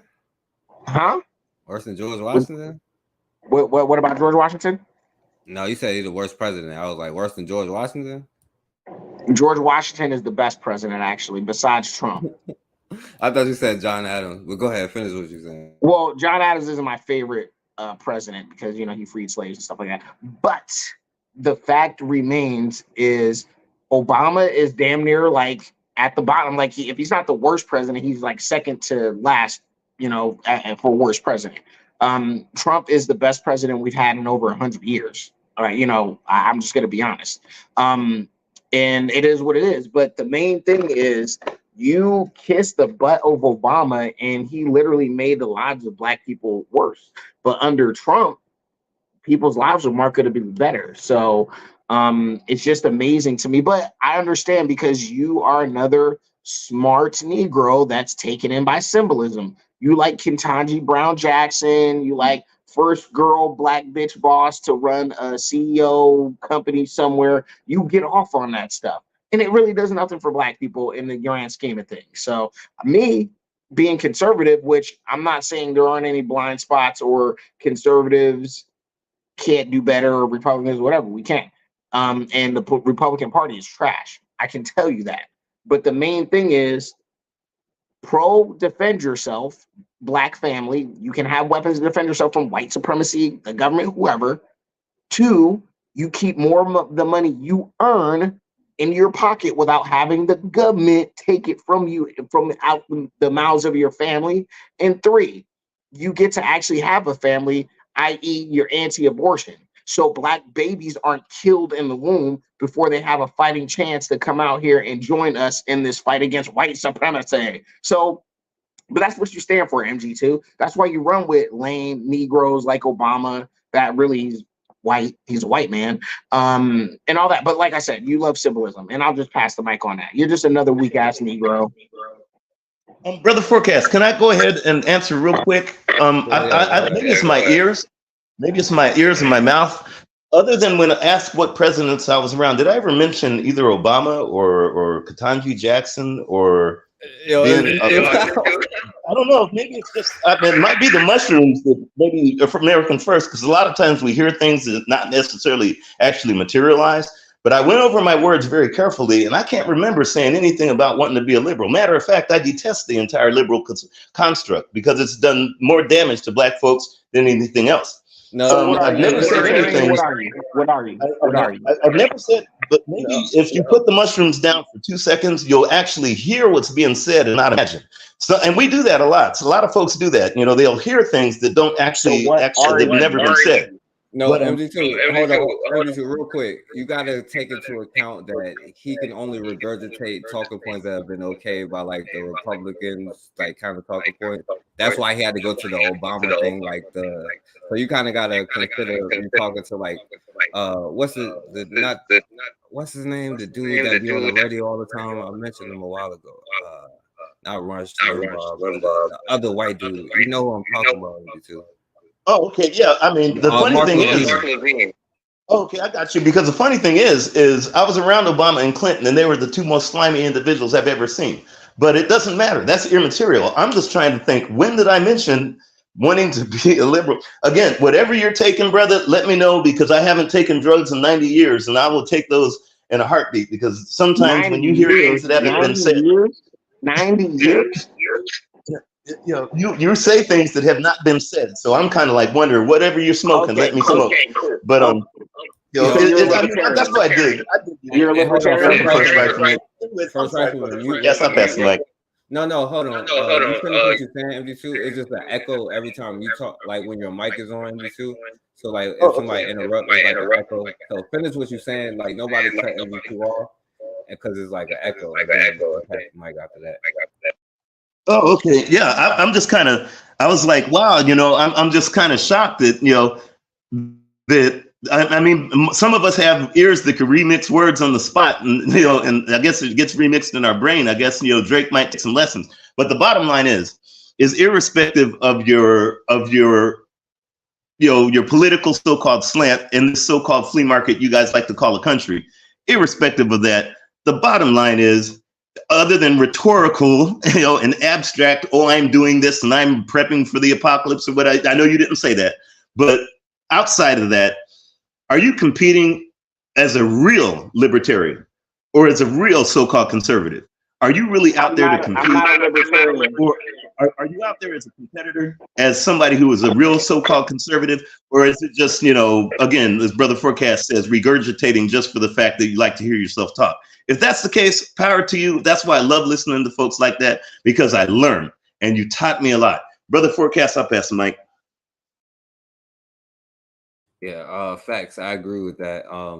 MD2, I mean, Bakari, do you have anything to say, especially about your brother, First Rifleman? He black, but I said your brother. In the words of Cornel West, your brother. I say he's black. No, man, but I don't look. This is my thing. MD2 didn't say anything about what's going on. By the way, my good brother, my big brother, MD2, he didn't say anything about being a liberal. I don't get how a black person, I'm a liberal or a conservative. Man, I'm just black. Now, whichever way you choose to vote, and you vote a way that you think gonna help you in your situation or gonna help black people, but since you America first, you gonna say what's gonna help America. But whatever has helped America truly has not helped black people. What built America didn't help black people. How these people got filthy rich didn't help black people. It hurt black people. Everything that America has ever stood for hurt black people. The way they got their riches through enslavement. They are still living rich off that, and we still suffer from the residual effects. Slavery, Jim Crow, redlining, and anything else that has ever happened in this country. So to claim I'm this diehard American, I'm American first, or I'm a conservative and I'm a liberal, to me that's crazy when any black people say that. Or I'm a Republican, I'm a Democrat, that's crazy. And he said, because he was coming at MD2, and I take up for my big brother. He said Donald Trump did more for black folk. Obama just gave symbolism. Donald Trump and his supporters, when they passed the bill to try to get, and they got a weak ass president in office. But when they passed that bill and black farmers was about to get money, it was those same white conservatives, Republicans, whatever the hell they are that he support, that's holding it up in court now because they said black people shouldn't get nothing. But that's what we, for some strange reason, claim we represent. So if that's what he's representing, that's what he's holding on to. He's on Forecast team. The Forecast think everybody that's black on his team. We all But, black and that don't mean they on your team. I ain't say we all black though. I never denied they were black. I Well, I'm denied into them being on building the same. systems to protect black people. So Well, they don't. So once again, y'all ain't on the same team. So, but the point, you know, that I want to. So what did Donald Trump do per se for black people, other than for some black people like you, and you didn't appreciate what he did, obviously, because the only thing he did was show black people how this country truly feel about them. That was the only good thing about him being president. All the racism and bigotry in this country, he was open with it. He was open with it, and he was glad for it. And he was gonna stand by his Boogaloo boys, because y'all stand back and stand by. So to me, that's just crazy. And MG2 said nothing about that. And when MG2 say using something as a tool, I absolutely agree with that. I use everything that I can use. If I think I can use it, I will absolutely use it as a tool to benefit African people, African blood people, black people, whatever you want to be called, or American first people. But that's it. I'm gonna listen. I'm gonna listen for a minute because I'm chilling with my daughter, but I'm gonna still be on here when I get a chance to come back up. No, Bakar, you got to stay on here because yo, I don't need you cooking for this white man's holiday, Bakar. So okay, but I'm cooking with my daughter though. I'm messing with you. I know you are, but I'm cooking with my daughter though. All right, but try to come back up here if you can, because I'm gonna ask another question. I'm gonna let. I'm still listening. I'm still listening. Yeah. I'm yeah, not I gonna wanna even hear get what off. you- I'm not gonna get off. I'm not gonna get off. I'm gonna listen while I'm on the panel. Oh, okay, cool. Because I want to hear what you want to say. I'm gonna let First Rifleman go, and then I want to ask MG2 a question. But go ahead, First Rifleman. I just wanted to say that I don't know if you're aware, but recently I came out as transracial. I finally did it. Thank you for Chaotic Truth for kind of pushing us towards it, but I am First officially. Rifleman, you know how when gay people come out to their parents, be like, you ain't even have to tell us, we already knew. That's kind of what we.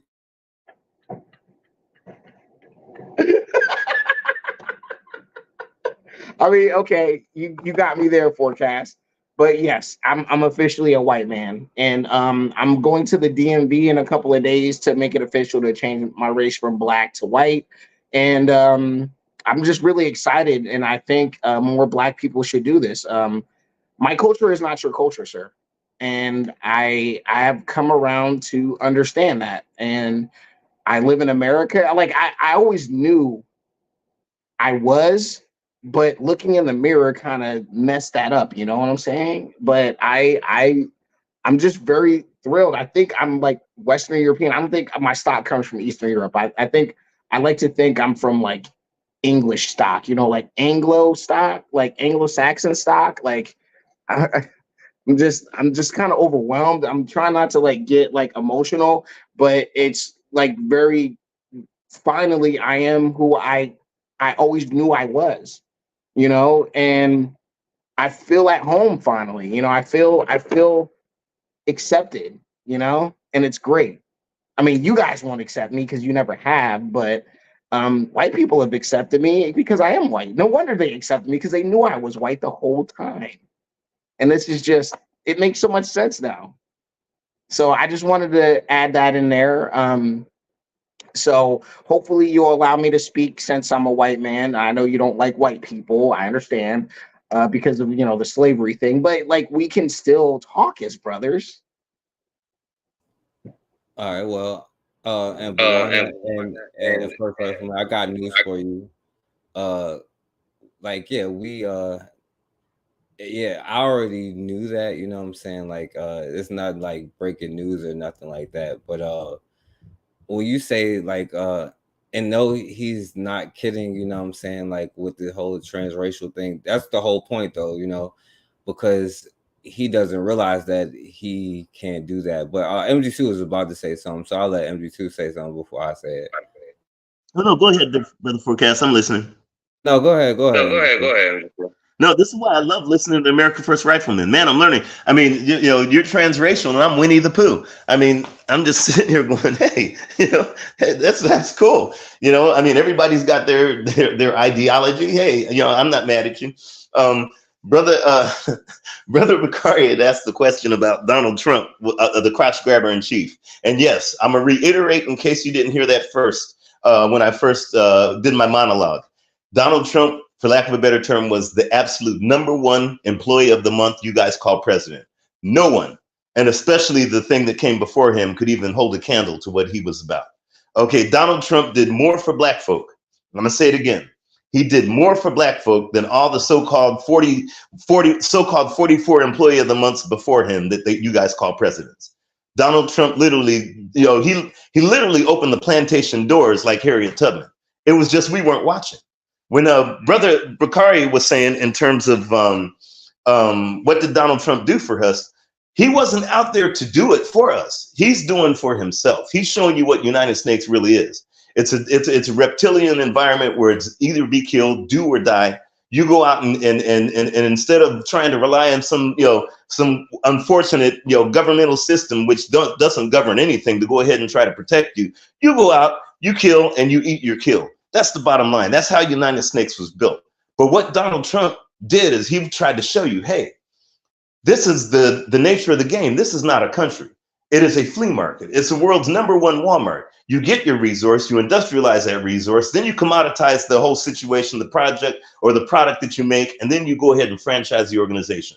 And then you exploit everyone in the process. That's how United Snakes was built. Not just that, but all European cultures do that. And that's fine. Hey, if that's the nature that they roll, cool. The thing is because we have so many individuals that use others as a frame of reference, and we've idealized other folks as if we call ourselves conservative, but we don't know what we're conserving, or we call ourselves liberal, and you're just about what are you liberating, which is basically crazy on its head. The bottom line is, at the end of the day, irrespective of what it is, Donald Trump did so much for us, even though he did not do that purposely. That was not his goal. His goal was looking out for himself, which he's doing right now, and unfortunately, he's up, having some headwinds having that happen. But here's the kicker. What he did for us is I look at all the things that you guys call government, which nobody really knows. Anyone that's been up, and this is a real civics class for you because I heard you talking about civics. United Snakes politicians don't govern a thing. Their courts govern everything. And the laws are made with the marriage of the courts and the industries, whether that industry is Starbucks or Sony, or it could even be the Domino's Pizza. That is how United Snakes runs. Anyone that has a first grade civics would know that. And I've been in many civics class, many a time. So the thing is when you're looking at the way that Donald Trump did that, he dismantled all the things that have literally been the boon of our existence as Black folks. We're talking FBI, CIA, NFA, USAID, UN Fund, UN, NATO. He dismantled that, again, looking out for himself. Because when I see what these so-called big government institutions that are taking not only your money, but are taking your so-called freedoms if you think you have them in the first place, he went ahead and said, I'm going to set a match to all of it. Donald Trump was not a bull in a china shop. He was a piece of fine china in a bullpen. And what he did for us, he was not doing purposely for us. He was doing it because he knew he was in trouble. And anyone that's been to New York for more than a day knew that. And I've been back and forth in New York for damn near 11 years. So the thing is Donald Trump did more for us because what it did is untethered us with this ideological framework of thinking that United States government is going to save black folk. It never has, never will, and never wants to. The thing is what he did is said, look, untether yourself, unshackle yourself. The plantation doors are open. Run from this, monstrosity they call the peculiar institution, and do for self. Be a real Booker T. Washington and do for self. Protect for self. They've got their so-called Second Amendment. Use it, and then use it on steroids. You've got so much communication out there. If you want to talk to Kim Jong-un just like Trump did, which was brilliant, that was the most brilliant thing he ever did. Go out and do it, and not sit back and say, well, Biden won't let me do it because the government's going to do this and the government's going to. No, if you want to go ahead and talk to Putin, get over there. I've been to Russia. So what? You want to go ahead and do what you got. This is what Donald Trump did. He says, look, black folk, free your mind and your ass will follow. I'll pass the mic. Yeah, all right. So let me say this, right? And yeah, I agree with you. And I wanted to pull this up to ask you before we go. You know what I'm saying? Obviously, whatchamacallit got off. But one of the things that I wanted to say is like, even with what First Rifleman was saying, I'm gonna start there, right? Like, I got news for him. It's not news. He calls himself America's First Rifleman. So when he be like, I identify as a white man, you know what I'm saying? Like, it's like you call yourself America's First Rifleman and don't even realize like that's not breaking news. That's why he's not kidding. You know what I'm saying? And me, I have to apologize to all of y'all, because I have a personal problem with like trolling the trolls. Like, you don't take that kind of stuff seriously. You know what I'm saying? That's why I always take them on their logic and flip it back on them. And that's a bad habit. You know what I'm saying? It's something that I probably shouldn't bring into this. You know what I'm saying? And like, that's why I don't take it serious. But also it is lessons, because I really believe that as a people, we are so spooked out and emotional, and just the slightest of things can get us emotional, and then you make bad decisions. And I want us to be able to like counteract it with like no emotions, like, you know what I'm saying, just facts is facts. It is what it is, and you're so confident and know yourself so much that you don't even have to realize it. You know what I'm saying? And that's why even what he say, it is true. Like, that's how you can predict what he's saying, because it's certain talking points that they all use, and they can't really deviate from certain talking points. Now, I'm not saying that the enemy doesn't have something new that they haven't used yet, but what I'm saying is they haven't used it yet because they don't have to.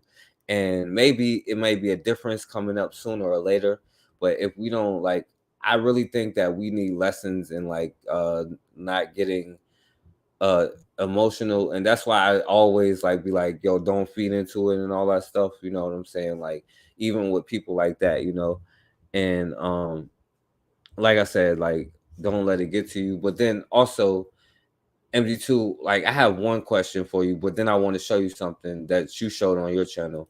But one question I have for you: do you think what I said was disrespectful about Booker T. Washington and Candace Owens? And also this video here, you know what I'm saying? You showed this on your channel, you know what I'm saying? And if it ain't gonna be one wake-up call, it's gonna be another. Because we were saying, like, I was asking y'all, do you think Candace Owens is having a wake-up? So I guess that's 3 questions. Is Candace Owens having a wake-up call? And MD2, do you think what I said about Booker T. Washington and Candace Owens is disrespectful? And number 3, is this was going to take for it to be a wake-up call, and will this even be enough? So I guess 4. So on TikTok for a while, you must have heard about a ton of Africans telling you that Europeans stole Africa's resources. Now, there's a lot to say about that. First and foremost, most of these resources are still in Africa, and they're not being stolen by Europeans. They're actually being sold to Europeans by the African state leadership. Your own elites are robbing you. It's not us doing it, not anymore. The real issue, of course, is why aren't Africans using their own resources to do things? Why does Mr. Beast have to go to Kenya to build water wells? Why didn't the Kenyan government do it themselves? I suppose the Kenyan government could have done it themselves. They just chose not to do it.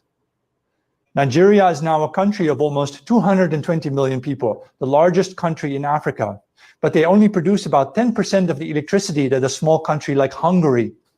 Hungary only has 10 million people, but they produce 10 times as much electricity as Nigeria does. I mean, I know you want to have your Wakanda, right? But do you expect white people to give it to you? No, you're supposed to build it yourself.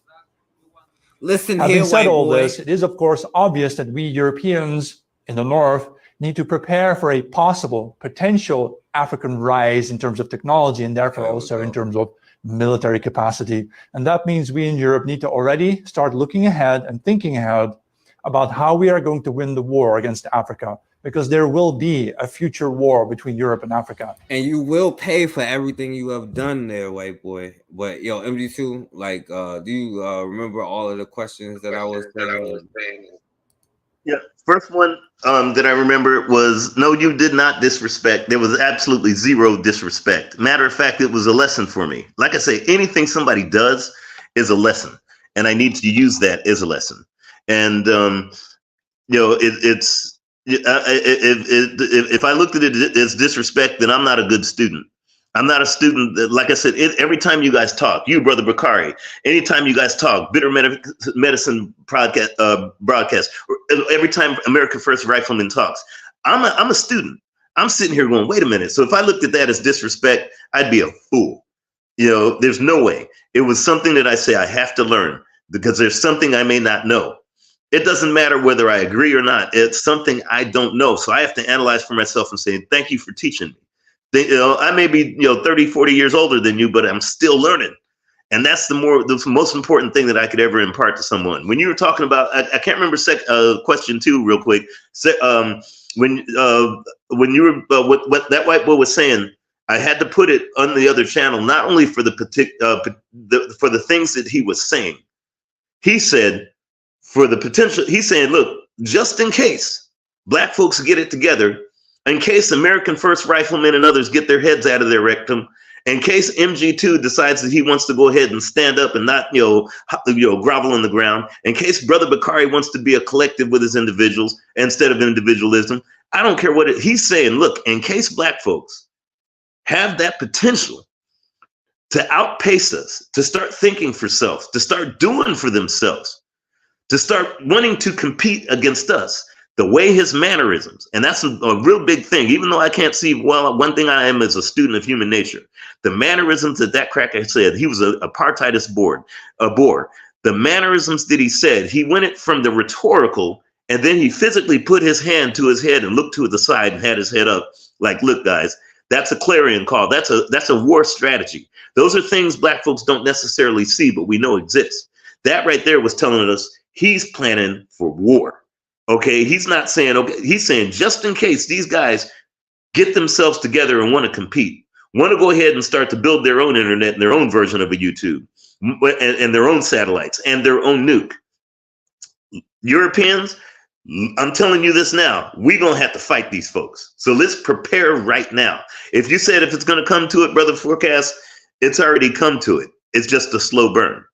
And that's what we don't recognize as black folk. The war is already here. It's a very slow war. It's been going on for several hundred years. The escalation of it is what we're kind of gravitating toward. Well, cancer does the same thing. It's a slow burn until all of a sudden, you get your pancreas, your liver, your spleen, and everything else gets affected. Then all of a sudden it's, oh, what's happening to me? No, that's been happening for a while. The thing is if we recognize how serious this white boy was, I mean, this Peckerwood was serious. His mannerisms. Always watch a person's mannerisms when they're getting to the subject matter and the post-subject matter of their conversation. When they prep you for it first, saying, look, this is what may happen. This is what I think. But then when you get after that, that apex of that conversation, they're going to tell you what it is. Every conversation's like that. It's like a battle. Every time when I talk, it's a battle. What I mean by that is you're engaging a listener who may have a shield up or something that they want to counteract what you say with. That's why we do it to each other a lot. We always like to counteract. That's nothing more than simple conversation. But when you have a monologue like that guy was talking, and you're a student of human nature and really starting to think very serious, you're going to see the beginning of his statements at his lecture, the middle of it, which is what he's building towards, saying, hey, we're not doing this for you because we have our own issues. If you want this, you have to do it. And then he goes to the real crux, the definition of this conversation is saying, look, if these guys called black folk are doing what I'm telling them that they're not doing, i.e. building their own Wakanda, we not only have to come to war, but it's already here. And I hope folks were watching that. Watch the way his eyes went to the side when he pointed to his head. The whole thing is telling you, if you're not watching that and we're just flapping our gums trying to beat each other up with who's more important, I'm telling y'all, we ain't got a prayer. That was a war strategy, Brother Forecast. I can't remember your second question. If you could repeat that, that'd be great. Basically, mass wake up call. Do you think that's what it's going to be for a wake up call? Or what do you think is going to take? If even that will be enough. Slavery wasn't enough. Brother Forecast, wake up calls have been hitting all of our race and African people worldwide. Wake up calls are louder than an A380 Boeing at 2 paces. It's that loud. The only problem that is not whether we're getting the wake up call, it's whether we stop hitting the snooze button and going back to sleep like we don't want to go to work. That is the question that should be answered. I'll pass the mic, Brother Forecast. All right. Bakari, are you there? I don't know if Bakari there.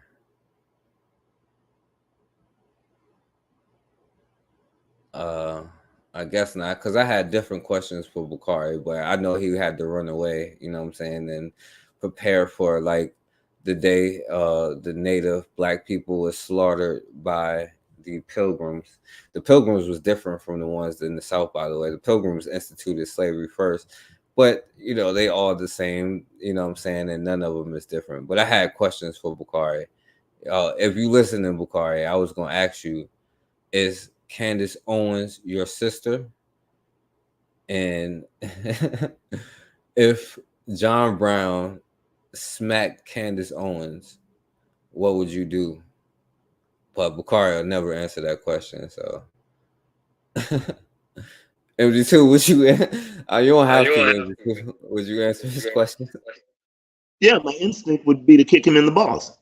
You know, I mean, that would be just instinctual. You know, it's instinctual in all aspects. You know, first off, if I see somebody getting hit and it's wrong, well, I'm a protector. That's my mindset. That's who I am as a person. You know, I'm a man. I'm trying to be a man. I mean, I see somebody get hit. I'm like, hey, wait a minute. And, you know, that's my instinct. The second part of my instinct, which is, you know, even more important, is that a woman gets hit. And that's, you know, somebody puts their hands on a woman. I mean, that's like, wait a minute.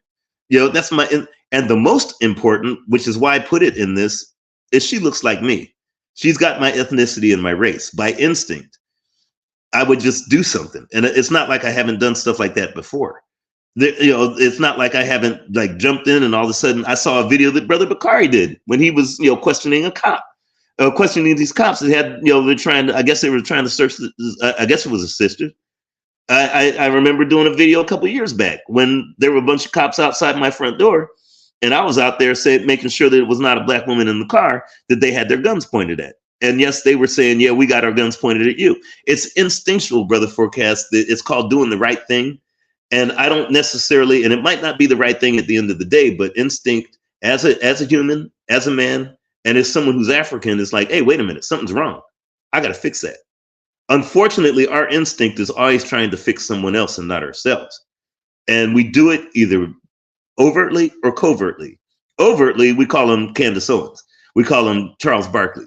We call him, you know, Snoop Dogg. We call him Jamie Foxx, which is now he's going through his Me Too moment today. We call him, you know, LeBron James. We call him Deion Sanders. That's overtly trying to fix somebody else's problem and not our own. Covertly is fixing someone else's problem and not our own.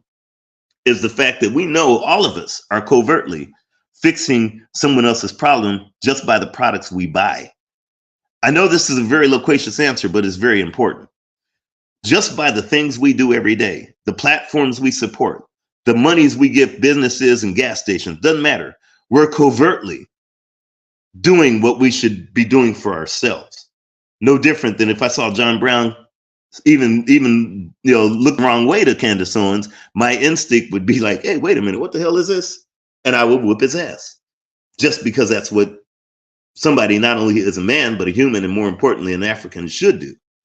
Hopefully that answers that for you there, Brother Forecast. Yeah, definitely. Yeah, that's a better answer. I don't know if Bakari would have struggled on the answer, but and All right, so yeah, Bakari ain't here, so I ain't gonna mess with him like that. You know what I'm saying? Because I was gonna say something else, but I ain't gonna do it. But that is the truth. You know what I'm saying? I don't care how the most liberals, Tim Wise, Jane Elliott. You know what I'm saying? It is what it is. I'm with she's calling her if Candace Owens black, she called me the N-word. I'm on Candace Owens' side. I'd never be on Jane Elliott's side if it came to that. You know what I'm saying? Because it's whole systems, not individual mindsets, you know what I'm saying? And that's the whole thing about it, because I was gonna say Bakari be like, yo, I'm not black on Bakari. But you know what I'm saying, it's the problem is, you know what I'm saying, that's why it's a wake-up call. The mass wake-up call, unfortunately, may be some like Skynet going live type stuff.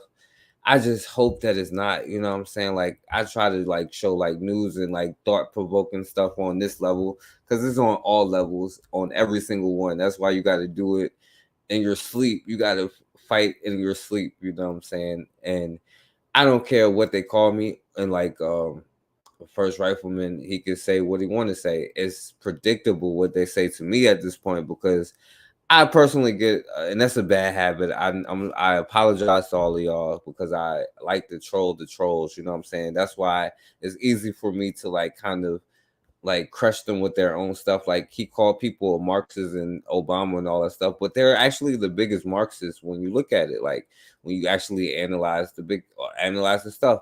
But the most important part, it pisses them off when it says that. Something as simple as saying Michelle Obama is the most beautiful first lady actually pisses them off, and that's just a personal enthusiasm that is fun.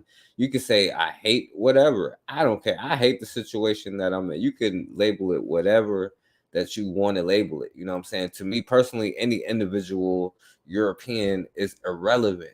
I don't care who they are. You know what I'm saying? It's completely irrelevant. Like, love, hate, just like I hate the system that is created to my destruction, and everything and every part of my life is like messed up, and it got to be destroyed. And I hate that, you know what I'm saying? And I'm not even ashamed to say it. Like, you can't be like, oh, you're racist, you know what I'm saying? Oh yeah, oh good. I hope the rest of you are too. You know what, MG2, only 52% of black people was considered racist, you know what I'm saying? And now we know that's a lie, I wish, but only 52%, you know what I'm saying, like you said. And that mass wake-up call, like, unfortunately, Skynet might have to go live when it happens, but I'm spooked out too, so I have hope, you know what I'm saying? And maybe y'all won't indoctrinate our children, you know what I'm saying, so we can let our children listen. And don't get emotional, so that when they encounter any obstacles in life, they don't easily get distracted or dissuaded, because it's always going to be an enemy. You can defeat all of them. And you could defeat them right now. In 20 years, the Chinese is still coming. The Blasians is still going to be a problem, in my opinion. You know what I'm saying? But at the end of the day, you know what I'm saying, you have to be able to conquer your emotions and not get rid of them. That's our advantage, our humanity, our emotions, our logic, our stuff like that is our advantage. But to use them as the tool that they were designed to be, not be controlled by them. So MG2, you got you want to say anything to like close it out? Yeah, sure. I mean, Brother Forget, that's why I really dig your program. I was listening to the one you did the other day as well, man. You know, I mean, you know, and hopefully, Brother Forecast, you're out there inventing something. I keep telling folks, invent something that the world wants. Do something. I mean, I don't care if it's a nuke. I don't care what it is. Something that they cannot do without, because that is so important. Not a day goes by that I'm not in the lab working, because I'm you know, it's about competing, and it's about as I was telling America First Rifleman, when I'm not tethered to anyone's ideological, you know, oh, I'm a conservative, I'm a this and that and that. Even though I want Trump to win 10 times over, I could care less. You know, the reason is because he's the most effective tool. He was more effective than any so-called president that I've seen in 60 years. And I mean, I've seen him, and I was like, dang, this dude is, I mean, he's like on fire. The things that he's done to dismantle institutions that have literally, like Brother Bakari was talking about, the farmers. Well, let me tell you something. That is now dismantled. Even though Trump, those Republicans, they were trying to hurt black folks under the guise of Trump, just his presence has now disrupted their so-called FDA. And now they're trying to highly compete because of Ukraine, and they're having major troubles. I mean, it couldn't happen unless you had a better idiot than Trump. The dude was on fire in terms of working. He was so selfishly doing for himself that he didn't know he was opening the plantation doors for us. And that's more important. I don't care why somebody's opening the door. If that plantation door is open and I could burn that plantation down on the way and kill the individual that actually opened it, I don't care. I just want those doors open so we can win. I want to win. I want it all. Okay, I don't want a little bit. I want to. When that Peckerwood was talking about, I mean, the mannerisms were just. I mean, it was perfect the way he was talking in terms. And I appreciate everything that Peckerwood said. That white boy said everything I wanted to hear, and I was hoping that it would be amplified to all Africans instead of looking for him for absolution so he could say, "Well, I'm sorry, I didn't mean that." No, I want him to say more and more and more. I want him to say, "We want to kill y'all. I want to do this, that." I want, like I say, I like my Klansmen clanny.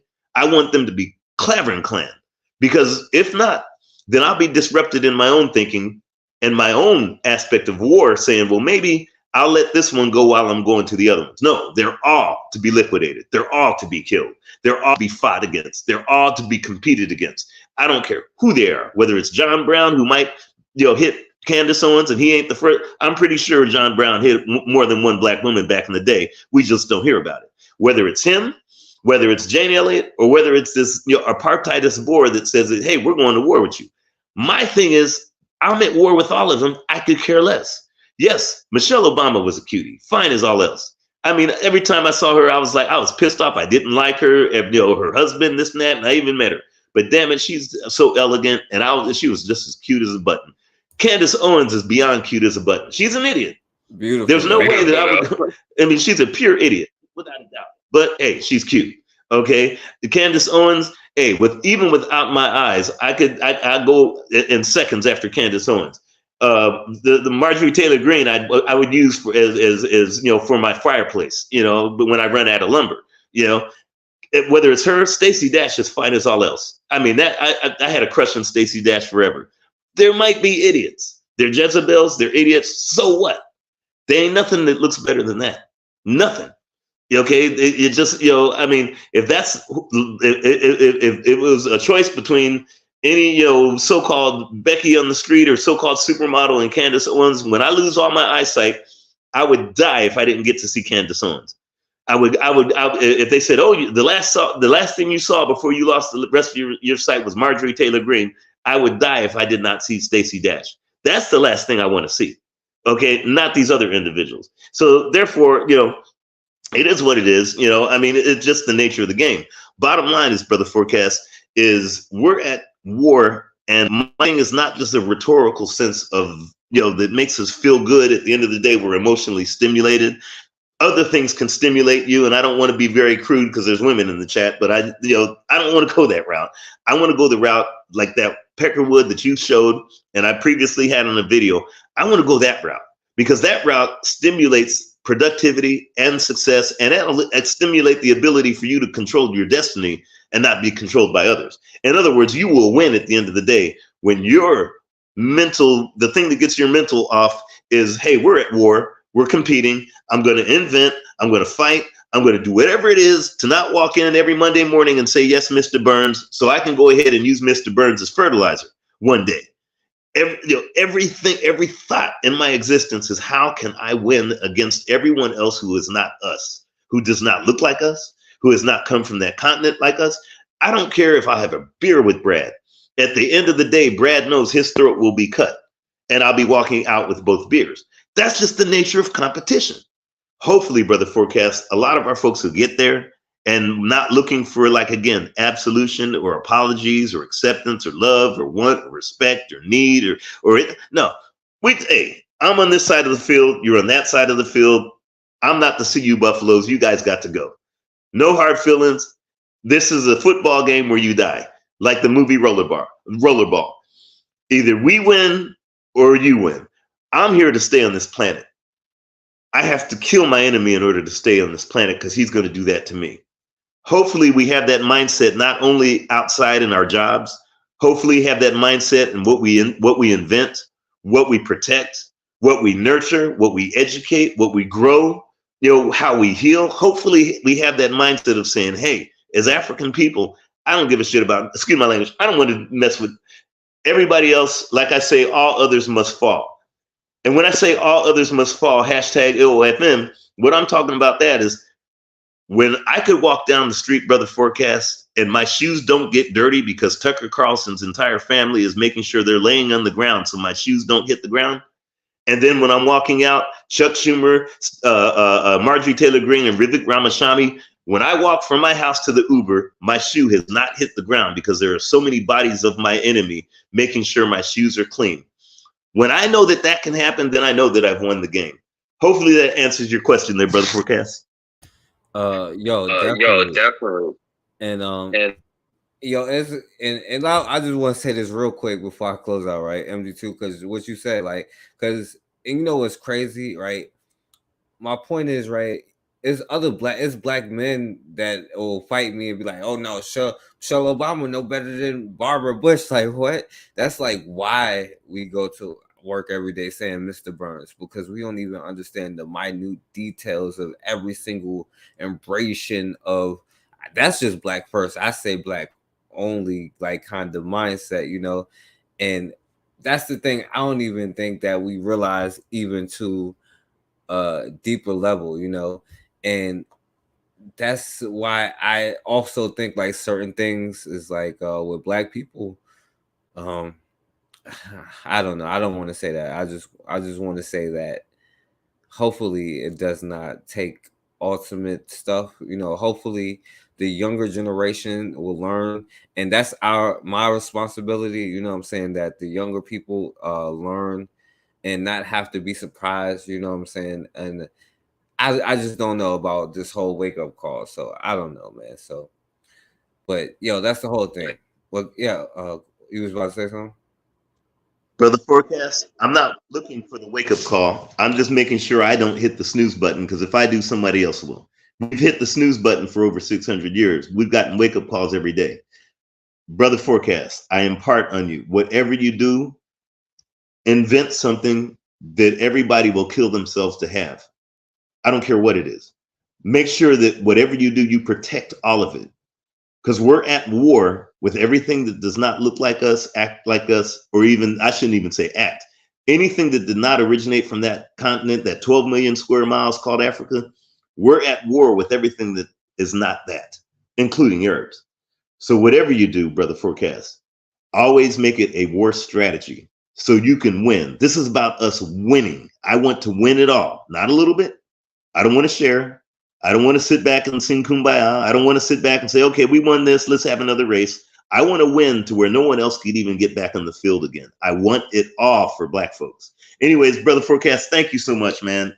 You know, and we'll talk. You know, I'll probably do something either later tonight or tomorrow or whatnot if you're interested, because I got markets and stuff I got to deal with. But anyways, thank you, and definitely everyone in the chat and the panel. Yeah, definitely MD2. Yeah, and y'all subscribe to MD2 because he gives practical information and then like the deep college level information. Like I know y'all get tired of me and my nonsense, you know what I'm saying? But this is like, sometimes I give them crowns to play with. This was like a crown day while y'all subscribe to other people. But anyway, like, yo, and the one thing MD2 said, like, yo, my nephew was watching a cartoon, right, or an anime like cartoon, right, where they was like at war, and the dude was walking on the heads of like all of the enemy to kill the final dude, you know what I'm saying? And you know what I'm saying, like, one thing that I really try to impart and try to take to desensitize is like sometimes a part of warfare is like elderly and like kids, you know what I'm saying? That, but since the shyster, I'll just let the shyster say, since y'all scared to say that kind of thing, and the female host who brings forth the, you know what I'm saying, sometimes, you know what I'm saying, we may have to get desensitized towards that kind of stuff, but we're not even on that kind of level yet, you know what I'm saying, which is just crazy. And my brother Bukhari fell off, you know what I'm saying? I give his last words. Yo, I'm FBA. I'm a different kind of black than the rest of y'all. I'm joking, Bukhari. I'm joking. Shouts out to my brother Bukhari for coming on here. I shouldn't troll him when he fell off, you know what I'm saying? That was bad, I apologize. But shouts out to you, MG2. Thank you for coming on. And yo, I'm gonna be watching out for when you come on, MG2. Yo, a lot of the last couple of things you've been saying been on point. And also, MG2, by the way, yo, that like I said, there's been a lot of Marias, you know what I'm saying, getting hired, and then a lot of like just from like my friends and all that stuff. Like you talking real life? I warned you guys, Brother Forecast, please invent something or create something, not just a hustle, but something big. Big. Create something. There's going to be more Marias and more Gomez's and more Ukrainians and more Afghani and now more Israeli that are going to start taking you guys' jobs and everything else. If you could get the financing for it, build something that is, build the next Uber if you can. Whatever it is, make it big. The sky is not only the limit, the sky is just the beginning. Because it's only going to get worse. More Marias are going to take over. Thank you there, Brother Forecast. Yeah, facts. And y'all, that's why y'all need to listen to MG2. You know what I'm saying? He been saying it for a very long time, I just give you like the basic things because unfortunately a lot of us is not even close to that level yet. A lot of people is just like lost in the sauce, and that's why we may be doomed. Even the best, some of the ones who even have this knowledge, just not on the right timing. You know what I'm saying? Time to update a lot of information, and for my generation, like put our stamp on the game. Like that's what we supposed to do: stand on their shoulders and add our thing, and let the next generation add theirs. You know what I'm saying? Like, so anyway, shouts out MD2, shouts out Bakari. First Rifleman came on here and proved the point. Him and Candace Owens' wake-up call is on the way. Shouts out to Bawana, highly favorite. Raw left a long time ago. I'm sorry, Raw. Realm in the Bush, she left a long time ago too. I'm sorry, y'all. I'm really, really sorry. But it's my bad habit. Black Magus was in here. I don't know if he's still listening. He might be. My brother Anthony, Bobby Wright, Bobby Wright, Anthony. Shouts out to him. You know what I'm saying? He might be still listening. And shouts out to Erica. Y'all definitely give a shout out to Erica. Shouts out to Matron. Y'all give a shout out to Matron. Bitter Medicine. My brother, I said Bawana, Oni is back from Africa, and he's like, yo, how the hell I live in America this whole time? You know what I'm saying? So, and damn, if one day, like the white boy said, they got a plan for one day when we realize, like, hey, Black person, you're over there being messed up too, and you have all these resources. Hey, Black dude over here in America, you've been messed up and you have all of these resources. Hey, why don't we just like work together? Hey, that's a good idea. You know what I'm saying? Oh, they trying to stop us. Why don't we just do business with each other first? Like, I guess I'll put it in a children's book and then the next generation will get it, I hope. But anyway, maybe we'll get our wake-up call, or maybe we'll be like Candace Owens, and I'll get my Booker T. Washington award for even saying that, because Bakari was right to defend that, and MG2 was right to compare that, because that was disrespectful, and I apologize, and I won't say that stuff no more. But I think it's appropriate when I say it, but I ain't gonna say it no more. But anyway, as always, man, we have got to. Oh yeah, you know what? I'm gonna let this be the last words. I'm gonna just play 30 seconds of it because it's better than my last words.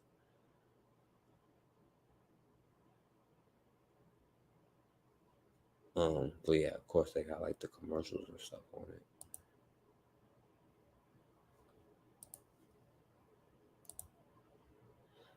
Damn it, they're making it harder than it was supposed to be. I should have just went off.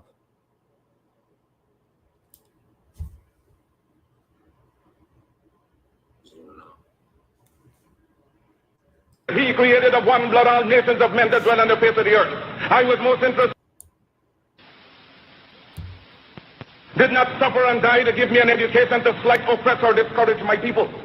Because whatsoever education I acquired out of their sacrifice of over 300 years, I shall use for the salvation of the 400 million black people of the world. And the day when I forsake my people, may God Almighty say there shall be no more light for you.